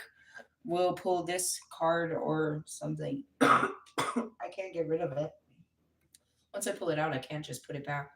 And it was the first card I was supposed to pull. So we're going to talk about how to ground. You see the triangle there? Okay. So those triangles are important. They're part of symbolism in paganism, but it all equals up to this. You have to align your triangles. Last night I pulled the Shakti, which is, it's the cosmic egg, and that's when you get your energy flows right. So the downwards pentacle is the chalice, and the upwards pentacle is the blade. So that's how you make the original Metatron's cube before you start adding in all of the other extras. And that's what all those other energetic lines are that opens up your energetic flow. How do you ground? You got to ground your feminine energy. You know what I mean? If you're not grounded, what that means is if you're taking too much action. You're in action. You're not in stillness. Grounded is stillness. And that's what you got to do is you take action and then you sit in stillness. Otherwise you'll miss the lesson and you'll just continue to take those actions. You keep repeating things. And that came up last night in the shadow cards. You keep repeating things because you haven't learned the lesson, but you don't realize that you're in a pattern to begin with. So taking time to stop and reflect all the time is so important. These pauses between things is like look back at what you just went through. How did that make you feel? It's always being it's therapeutic, but it's more self-reflective. What did you learn from that? You know what I mean? When I sit down, it's like, oh, that was a lot that I took in. Now, this morning, do I sit there and just go on like my life didn't happen and just keep busy, or do I take time to reflect on what happened? And is it limited to just that bit of that time, or how much time will I spend reflecting on what that was? As much time as it needs, so I can really reflect on what that made me feel like. What was I feeling like? Because in the time, I'm just doing. I'm there with him, and we're just doing this. So then we look back on how did that make you feel when you were in this situation, and that's where the investigation comes. You're investigating your own experiences to learn to find the gold in it. Really? What did you take away from this? And it's funny, it's like you don't have to have go to a concert. It means everything that you do. You just went out to, you just went out with your friends for an hour and went out to eat. Take an hour to reflect on what did you hear? And that's it. I fucking forgot they said that. That didn't make me, and that's what I'm thinking about this morning. I thought about it as soon as she texted me, and I didn't text her because I'm just matching energy. Well, you didn't fucking message me back, so I'm not going to message you. That's all I did to her this morning. That's very childish. You didn't message me back yesterday, so I'm not messaging you back. And really, why don't I? Because I don't want to hear I don't want to talk about it yet. I'm not ready to talk about what happened last night, and I really don't want to hear your opinion. And that's just being honest. You're not someone I want to share this experience with because I don't think you're going to be positive about it because you already don't like Russ. And that's probably my own fault for me telling you how much I don't like Russ. Really? It happens. If you go and tell your girlfriends how much you hate your boyfriend, and then you come back and say, my boyfriend's great, they're going to be like, well, what happened with all the shit that you hated about him? Really? Just being honest. Seriously? She don't like you. And I don't know if she didn't like you because she didn't even know you until I started, you know what I mean? And then you know what she pointed out, Russ, that I completely forgot? She pointed out what you did last year. She remembered what you did last summer. Remember what happened last summer with the Native American fucking shit? I forgot that. I have full compassion. You were under a lot of stress and you were trying to release this music and nobody was accepting you. And so, you know what I mean? You were being very triggered. But she remembered that. I can forget things. People don't. And I can forgive things, but people don't. She brought that up, how disrespectful you were about that fucking Native American fucking necklace. She brought up some of the things, and that's my fault. If I wouldn't have told her this happened, she wouldn't be bringing it up. And that's where it is. You run to your fucking friends every time somebody pisses you off, and then now they have all the ammunition, and they're gonna bring that shit up every time you try to work this out. And that's where it's like you're not gonna be helpful. When I'm trying to work it out with my ex-husband, the people that were trying to get me to break up from him are not going to be helpful during this time. And that's where you realize nobody supports this. So then you get isolated. And that's where, looking at Bobby, I don't need any of you to like him. You don't have to nothing. You just have to respect that this is a person that means a lot to me. And don't disrespect him because I'm going to disrespect you. That's all that fucking means. They don't have to be important to you. They're important to me. And out of respect for me, you show them respect, is what that means. Realistically, yeah. And so that's what it is. It's like, all she did was say that yesterday. She said it quite briefly. Like, how dare you get your nails done? Bitch, you're over there tweaking on your nails every day, and you're just mad because I'm actually getting mine paid to be done. You're mad about these things. And realistically, according to her, I shouldn't be, I shouldn't be allowed to do that. And that goes back to it. It's like, why can't I have nice things or do nice things? I used to be able to, and I sacrificed that. And you just expect me to go back to, I was never supposed to get a house. I was never supposed to get a man. I was never supposed to be happy. You got too excited watching me struggle that you wanted me to keep struggling. And when I stopped, you got mad because you're still struggling, but you didn't learn the lesson. I had to go into the struggles to learn the lessons. I had to repeat life. All the things I forgot, I had to remember and hurt from and learn from. Grounding it is taking it and, you know what I mean, sitting with it. Ultimately, that's what grounding is. We're going to sit with this. And on a Monday, we're going to sit hard. That's what Monday is about. And I told you that Monday, Wednesday, and Friday are some shit for me. Really? Those are reflective days where we sit down and we reflect. They're not very action taking. Wednesday can be because it's about communications. Friday is the tower. But really, you know what I mean? The action is usually took by Saturday. It starts brewing on Friday. Saturday, it pushes your limits. You got to fucking do something. It's typically on that schedule, and that's the schedule it's been because the energy just makes me, it just pushes harder on certain days. But that's what it's all about is Russ, sit down, and Russ is going to sit down and reflect on this listening party. Is he going to actually look at it or just he's on to planning the next one? Look at what worked, what didn't, what made you feel good, what worked, and that's where you start fine tuning it. You're going to still go on and do another one, but learn from the one you did versus the other one. This is a pattern now. You've done enough of them. They should be getting better. That wasn't a bad situation, and that's where it is like breaking patterns. It's not about this works and I'm going to do it this way every time. No, you always want to make it a little bit better every time. You know what I mean? If you're a wedding singer and you have this is your set list. Every wedding you go to, this is what you perform, and that's why they told someone to call you. But each time you want to tune it a little different. I saw Logic do something that was interesting. Logic yesterday he told everyone, "Hey guys, I'm going on tour and you're picking the set list." He wants to play what you like. He doesn't want to get this wrong. He doesn't want to play a bunch of songs and you guys have a bad vibe. Tell me what you want and I'll play what you want. Where do you think he got that idea from, Russell? And that's where it is. It's like, this could be a good idea. And that's where you work with it. Ultimately, you're trying to keep the fans happy. So you're trying to do it. But at the same time, you also got to make this about, it's not about always pleasing the fans because you can't always keep them happy. Russ came out like in the middle of the video last night. People were counting him. I knew the girls were like, I was like, dude, there's a lot of people here. And I was like, don't worry. We're going in. God set this up. I was like, I'm going in for sure. And you're in front of me. So you're for sure guaranteed. I don't know about the people behind us, but we're for sure.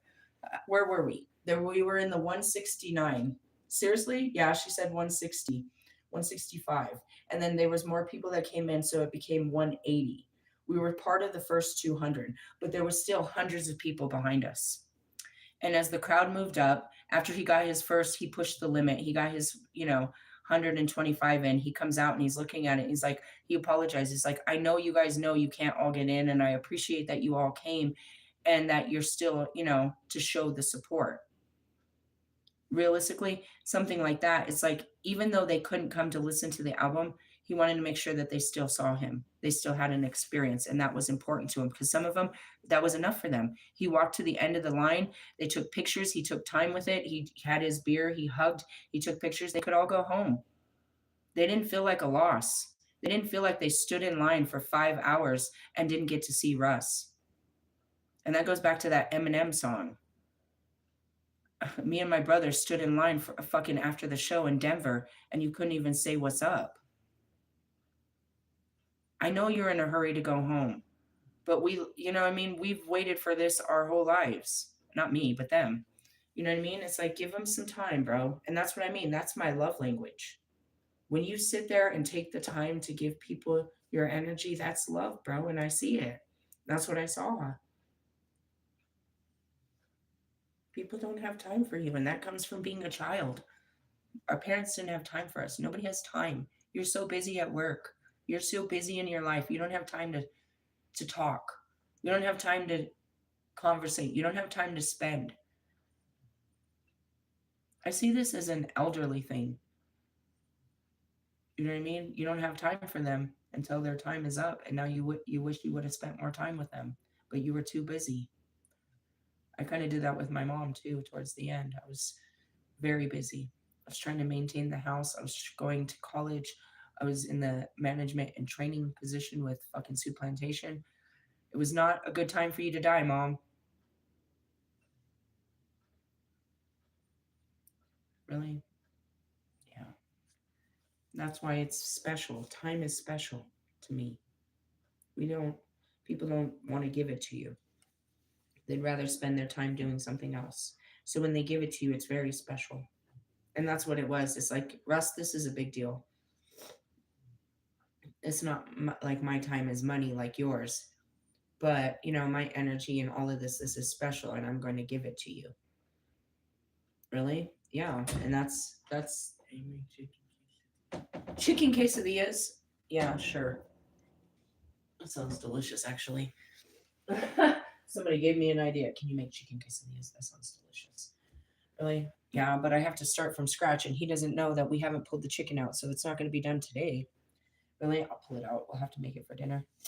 I got chicken breast. You cook? I do. I know how to cook. I just don't like to cook for people that don't eat. And I don't like to cook big meals for just myself because I'm sitting there with all this fucking food and I feel like a fucking waste. I feel like, dude, you did all this just for yourself. It feels gluttonous. Really? It's like I have no one to share this with.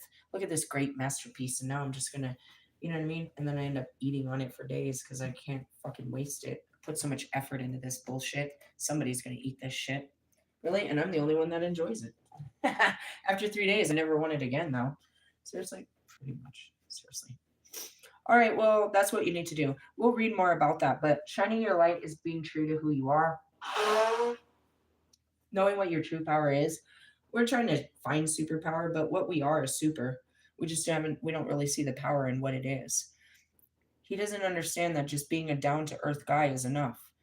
He thinks he has to be bigger than larger than life. I always told him from the beginning it was. And seeing him be that just validated that it was okay. I wasn't an idiot to love this man. He was a good guy. He became something else. And that's where it all fell apart. And he was just trying to become what people wanted him to be. But it was true. I knew deep in my heart he wasn't that guy, dude. And I kept screaming at him, "You're not this guy. You're not this guy. You're not this guy."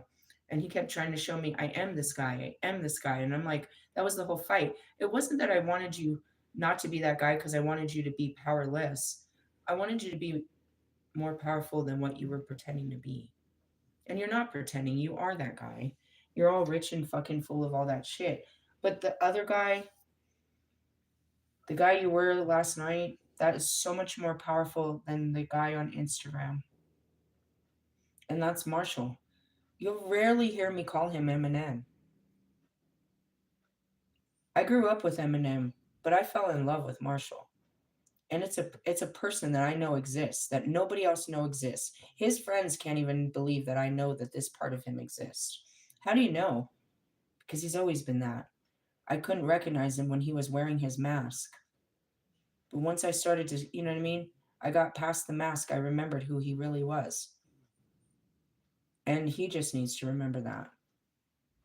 Really, Kanye isn't what he is. He became this, he became Ye, an altered ego. He had to become that.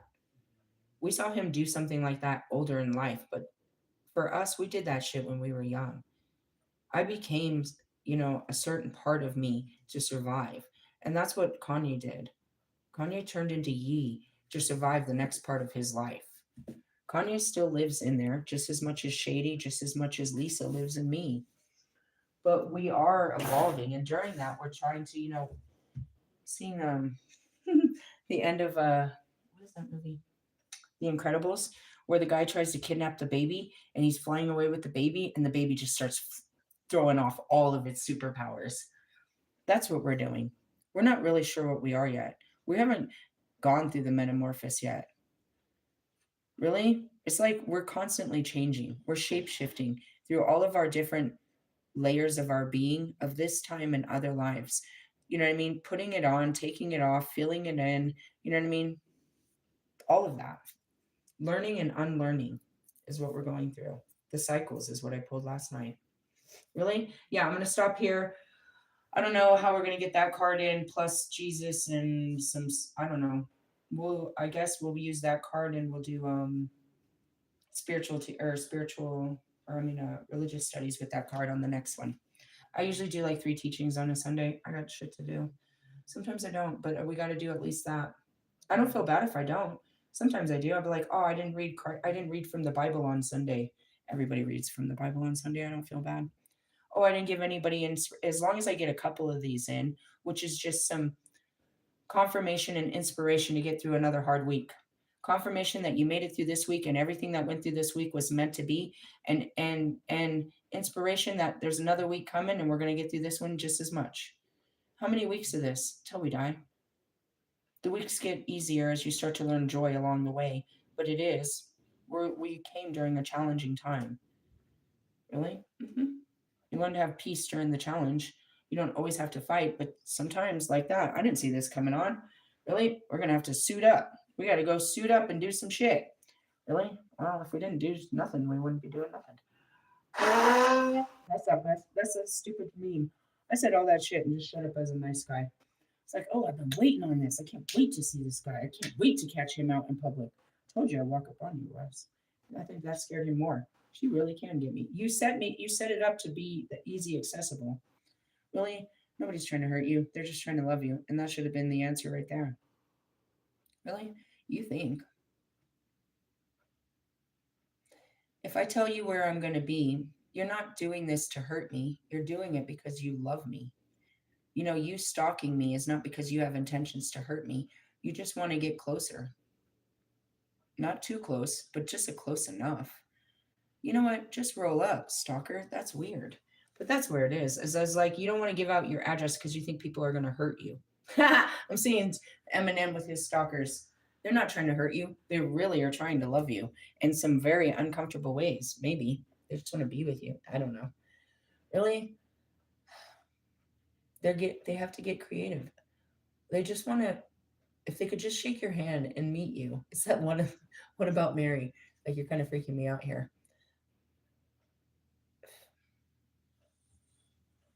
You're a god to them. And as sick as it, I'm seeing Wolfman. This guy is a god to these bitches, bro. They think he is man candy for a bunch of hurt women, dude. And he definitely came at the right time. I was like, yeah, you are definitely candy for a fucking broken woman that hasn't had love or touch of man. Oh yeah, dude. This is the kind of guy you want to, tie you up and fucking show you love. Really? He gives it off. He's like a MILF energy and a dude. He's the gigolo, dude. And that's what I was like, oh, dude, you're giving off. Oh, dude. At first it was cool, and then I was like, oh no, this isn't cool. Really? I'm part of the crowds of this. This isn't cool. I'm crowded. There's all of this. Oh, I'm getting out of here. Really? Let me step back. Really? It's like, don't you want to touch him? I'm going to touch the shit out of him. But then he's going to be scarred for life. Really? Super funny things like that. Really? You guys, he's just as famous for you. And that's what's stupid. You guys got a bunch of girls and they're dudes. I forgot what the girl said. She said something about Russ or something. She's like, I couldn't. My dude's back there, but he's cool. That's why he's staying back there and he's letting me be up here. He's like, I'll take you to see the love of your life, but don't you go doing too much. Really? He's giving into her heartthrob. I love Russ. I love Russ. It was really funny to be around a bunch of people that loved him so much, and I just refused to. It's like I think I used to love him. I was just being around it. It's like, I know I did. I just don't remember it. You guys really love this guy. And then he comes out and it's like, I see why I could have loved him. I see why you guys love him. He's lovable. Okay. Really? I needed to see this. Really? Because the shit I see on the internet makes me want to choke that guy. I want to fucking scalp him and shit. The shit he be showing on the internet. Really? Stop trying to be a rapper, dude. I think that's what it is. You have this idea of what a rapper is in your head, and you're trying to live up to this idea of what a rapper is. Really? Maybe if you take off that idea and you just be, I'm an artist. Stop trying to say you're a rapper. Just be an artist. Then it gives more, you can be far more flamboyant. There's not an expectation to what an artist is. An artist can be whatever an artist is. But when you say that, and that's what happened with me, when I started making music, they kept asking me, do you sing or do you rap? According to my standard in my head, I wasn't either. Tree was like, she's a rapper. And I didn't understand. I mean, it took me a while to fit that in. And I was like, well, I listened to my music. I was like, I guess it qualifies as, it follows a melody and it sounds like it. But in my eyes, it takes so much more to be a rapper. I'm not a rapper. And it's like, you're singing. No, singers can fluctuate their voice. They can go through, you know what I mean? They can hit different notes. I'm not a singer. Well, then what are you? And that was the next question. What kind of music do you make? Um, like hip hop dance music. That's what I came up with. It was genre blending EDM hip hop. It had a dance vibe. It sounded like EDM, but it sounded like hip hop. Really? Yeah. And that's where it is like I couldn't be one or the other. And that was very hard right away. Nobody told me I had to pick one. Nobody said that. I made a whole album and nobody said I had to be one or the other until I come out and they want me to label what kind of music this is. It's music. I don't know. And then my favorite, we're going through it. My favorite is like, there's this song that says porn music on it. It says adult industry music on it. I was like, yeah, put that on the label. Just say it's adult industry music. Really? It's like, how do you label this music? What kind of elevator music? What kind of music is this? Really? And that's where they're trying to put you in a box with a bunch of other people that they think you're like. Oh, you have bipolar, so you're like all the other bipolar people. No, we're not. I'm not even sure I'm bipolar. And that's where it was. I was never bipolar. I had a personality disorder. Once you put me with those guys, you put me with the wrong guys. Really? Now here I am with these guys with all their personalities, their egos, and their disorders. I'm like, oh, I should have gone back to the bipolar. Really? They say Kanye is bipolar, but I'm telling you, it's a personality disorder. Really? Like attracts like. Us crazy people only like crazy people like us. That's it. We don't hang out with those crazies. We don't hang out with the bulimics. We like to eat. We don't we all have OCD, don't we? Each and every one of you have it, don't you? Oh, do you know what it is? It's not a sickness. It's a desire for control when there is none. You're trying to control your little space. What little bit of control you have is you control your little space because you can't control outside or inside, so you just control it. Really? Yeah, I saw Lewis came out and talked about it too. He's like, if something's out of place, he gets real uncomfortable. Really? I can sense it. That's how I knew. I came in my room, my son had gone through all my stuff, and he took my computer. Really, no wonder I didn't hear from him for fucking 5 hours yesterday. He was in my room on his computer. I have to have my daughter come and take it all away. Didn't you tell him no? Yeah, I did. Didn't God tell you no? Are you listening? Okay, then. What am I supposed to do? Beat him? Beat his ass?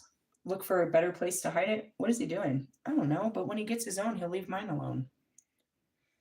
Like, that's not how you discipline. Don't tell me how to discipline my kids, dude. Really? And I will never tell you how to discipline yours. It's something I don't do. And I appreciate you didn't tell me. I'm trying to figure it out. You know what I mean? There's been situations where I asked for people for help, when my daughter had a meltdown and they're like, you need to put her in a fucking institution. She's having a fucking meltdown. And then the other one's like, you need to beat her ass. I'm sorry, but neither one of those fucking answers sound right to me. One was coming from a school professional, one was coming from authorities. The authorities told me I needed to beat her ass. It's my understanding that if I beat her ass, I go to jail. No, not here. You need to beat that bitch's ass. Okay. This is double standard because in Colorado, if I beat her ass, I'm going to jail. You guys are stupid. I called you to have, you know what I mean? And that's it. So she's having, and then it's like, well, she's having emotional issues, so it must be mental and you must check her into a place. Really? She was triggered and she threw a big old fit. And that's what I got. Mr. Plum, who's been a teacher his entire life, his idea is like, well, maybe she needs medical help. And the police are like, well, she needs authoritative help. None of these are the right answer. This is just how you've been taught to deal with kids. Okay? First off, when she popped off, I slapped the shit out of her, and then she punched me in my fucking gut. And I realized at that moment, stop right now. We stop right now. That's what started it. Realistically, she popped off at the mouth, so I popped her in her mouth, and then she punched me in my stomach, and then we stood there in a real fight. Oh, we're about to fight now, huh? And that's where it got too triggered. Realistically, did you beat her? But that's where it would have been. And that's where it is like, what was it? You don't use your words. I shouldn't have slapped her because of what she said. And that's where it is somebody says something smart to you, you might just reach over and fucking punch them in the fucking face, depending on what they fucking said. And that's Marshall. You ever wake up in the morning and just want to punch the whole fucking world in the face? Are you a violent person? No. But that's what I was taught. How dare you talk to me like that? So I popped her in her mouth and she fucking fought back.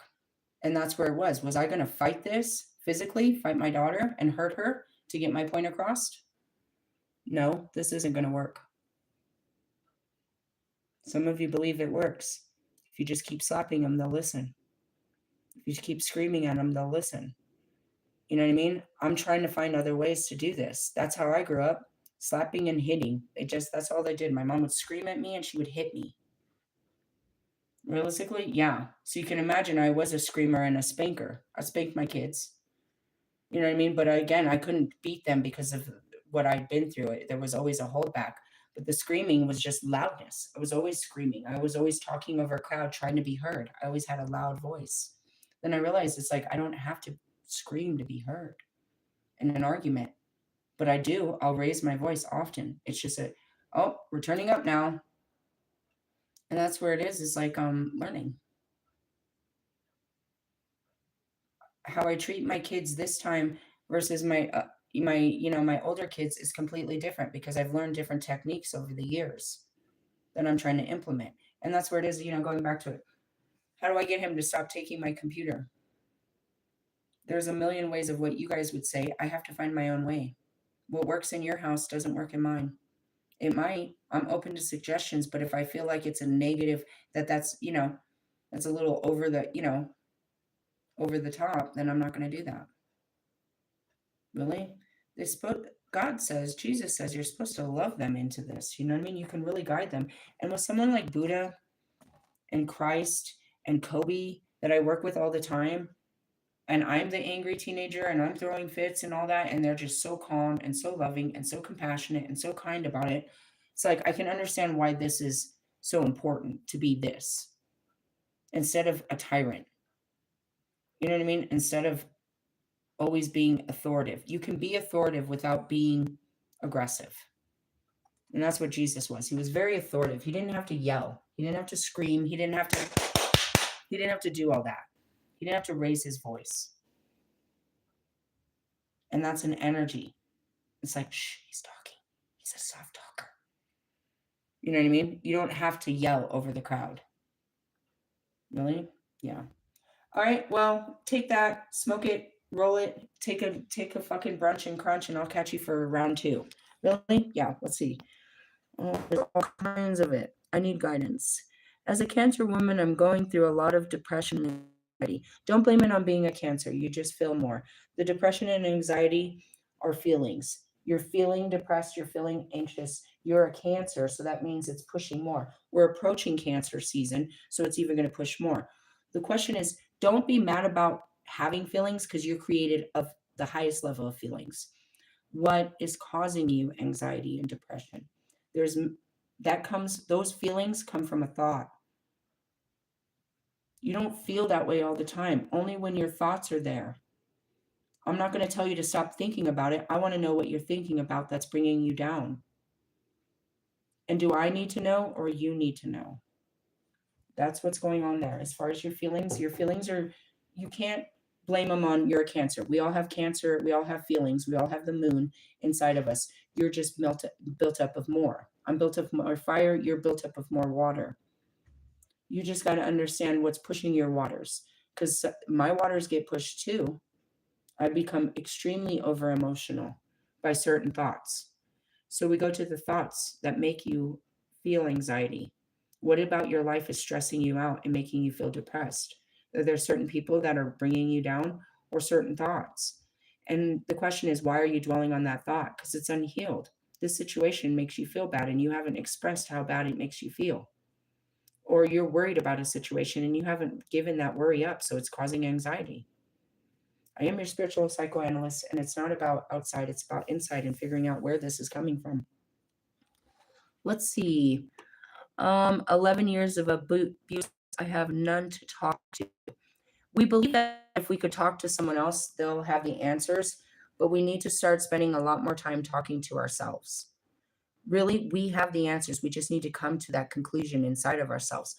Talking with a mentor or a mediator, your mom, your best friend, is helping you come to your own conclusion. They're never supposed to make your choice for you. They're just supposed to guide you. And in some cases, they manipulate you into doing what they think is best rather than allowing you, like a child, to make your own decision, to comfort you through your own decision. Let's see. My friend is ignoring me. Last year he couldn't live without me. How do I gain that bond back? Oh, that's a he got a new toy situation. You don't want to be the center of attention. If he's not giving you attention, it's because his attention is somewhere else, and you liked that attention that he was giving you. You don't want to find a way to seek it again. Just know that you like when people like you that much. And instead of asking the universe, I want him to come back and love me that way, say, I'm ready for another person to love me better than, or love me that way. Your best friend, it's like we were best friends and we spent all our time together, and then they got a life and now they don't even think about me all the time. Did they get a life and they had to grow up, or did they replace you with another friend? Are you competing with a friend? You're not. You're not at all. This is a person that uses people to get by, if that's the case. Secondly, there's no competition. They enjoyed you and wanted to spend all their time with you. You didn't do anything wrong to make them not want to spend time with you. They just put their time somewhere else. And it feels cold. It feels rejection. It feels neglect. It feels abandonment. It's like we were the best friends and now you don't even fucking call me no more.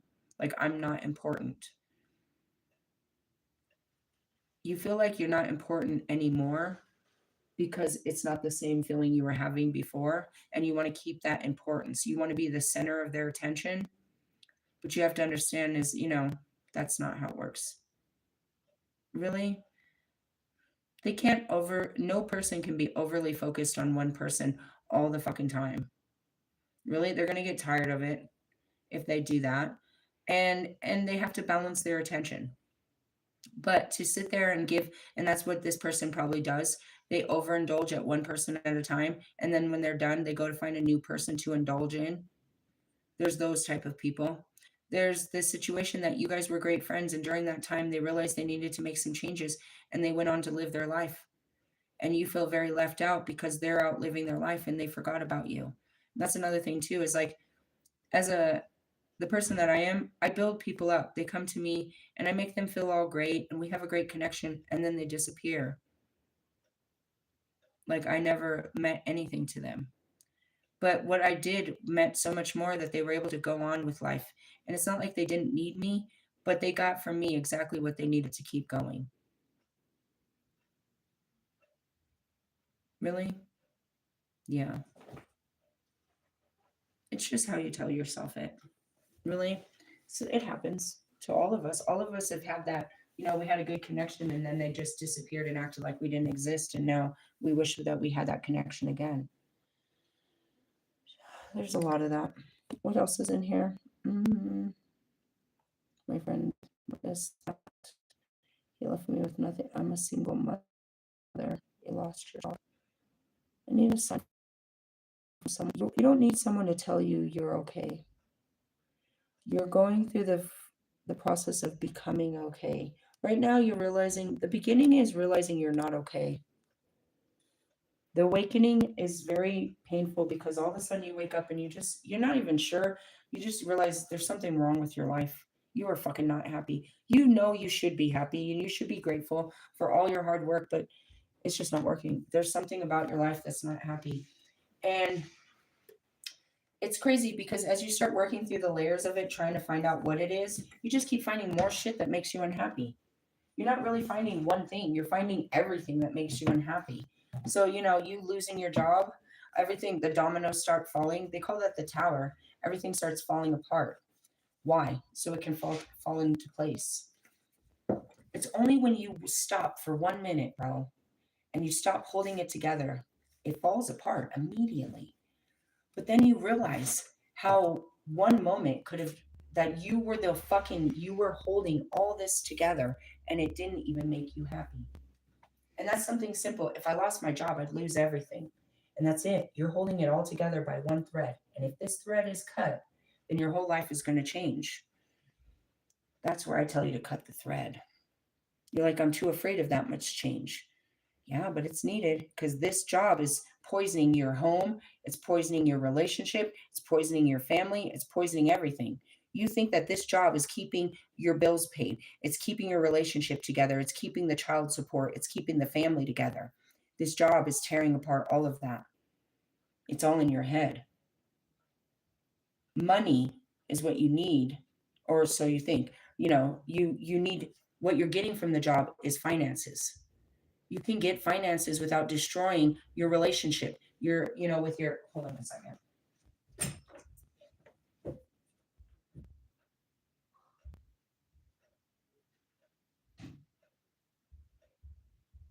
Sorry, I felt like I had to fucking a loogie in my throat and I had to spit it up. I was like, ugh, I feel like I'm gonna cough up something. You believe that, and that's, Bobby, I can't, I can only live this way for everyone else to be happy. They can be happy with another way. You know what I mean? In essence, your job is not making them happy. It's paying the bills, but it's not making you or any of them happy. You think that the money that comes from it makes them happy. And as I see this, Russ, she might like the money, but I can't imagine that that would be a great place to be with your man all the time, with all of these, your crowd is not like other crowds, trust me. that's not the type of crowd I was telling Tree about. It's like, how the fuck am I going to be on stage with my man, and the type of music I make are for girls that run around, on drugs with no clothes on. That was my crowd. So I couldn't really have a husband in that crowd. That's the type of music I made, was for girls like that. Really? Oh man, hardcore. And it's like, it creates that insecurity and jealousy. And that's what was happening with Tree while we were making music. Tree's getting on stage and girls are going crazy over him, and that's causing problems with his girl. She doesn't like this. She doesn't trust him, but for good reasoning, because he's given into it too many times. Every time these girls do it, he ends up fucking, sleeping with them. He doesn't know how to fucking not do it. So every time he's got a show, she goes anxious, and in order to feel love, like, she will fuck around and cheat because she assumes he is, and that causes all kinds of fucking issues. You know what I mean? It's like, don't continue to keep that insecurity going. And that goes back to, I said this about Lewis. You can't never have a real connection with Lewis and his job. And that's most of you. And I said that. It's like, you don't have time or energy for me. And I need a lot. I'm not a needy person where I need you to be up underneath me all the time, but I need that experience. I've been deprived that experience my entire life. I need that closeness, and I definitely need my space. You know what I mean? But that's it. Is like, you can't be there when I need you. And that's where the resentment comes. As my partner, I feel like you should always be there when I need you, no matter what day of the week it is. It's like, I know you're at work, but can you leave work? I really need you. Yeah, I'm leaving. It's not like, every day, but can you be available when I need you? Or the world, your position to the world is more important than your family and your wife. We need you. I'm having a bad day. I need you to come home and help me with the kids. I don't want to be a bitch. I'm having a rough day. Can you please come home and be part of the family? I need you to be what I can't right now. I'm having a weak day. Or just that. I really am missing you, and I want to have sex with you, and I want to cuddle you, and I want some time with my husband. It's the middle of the day, babe. I know. This is the time. The kids are gone, and I miss you. When I'm alone, this is when I miss you. Shit like that. My husband's neglected to give me the attention I needed. And going back to that is like people neglect us to give us the attention. We have to learn to give ourselves that attention. Otherwise, we'll be out there begging for attention from other people. When I have needs, I meet my own needs instead of, sitting there. Nobody loves me and nobody's going to care about me and nobody thinks about me. No, I love me. I care about me. I think about me a lot. And that's the truth. I got to care about me because nobody else does. And that's better than walking around. Nobody else gives a shit. Nobody cares about me. Nobody loves me. No, I do. I do.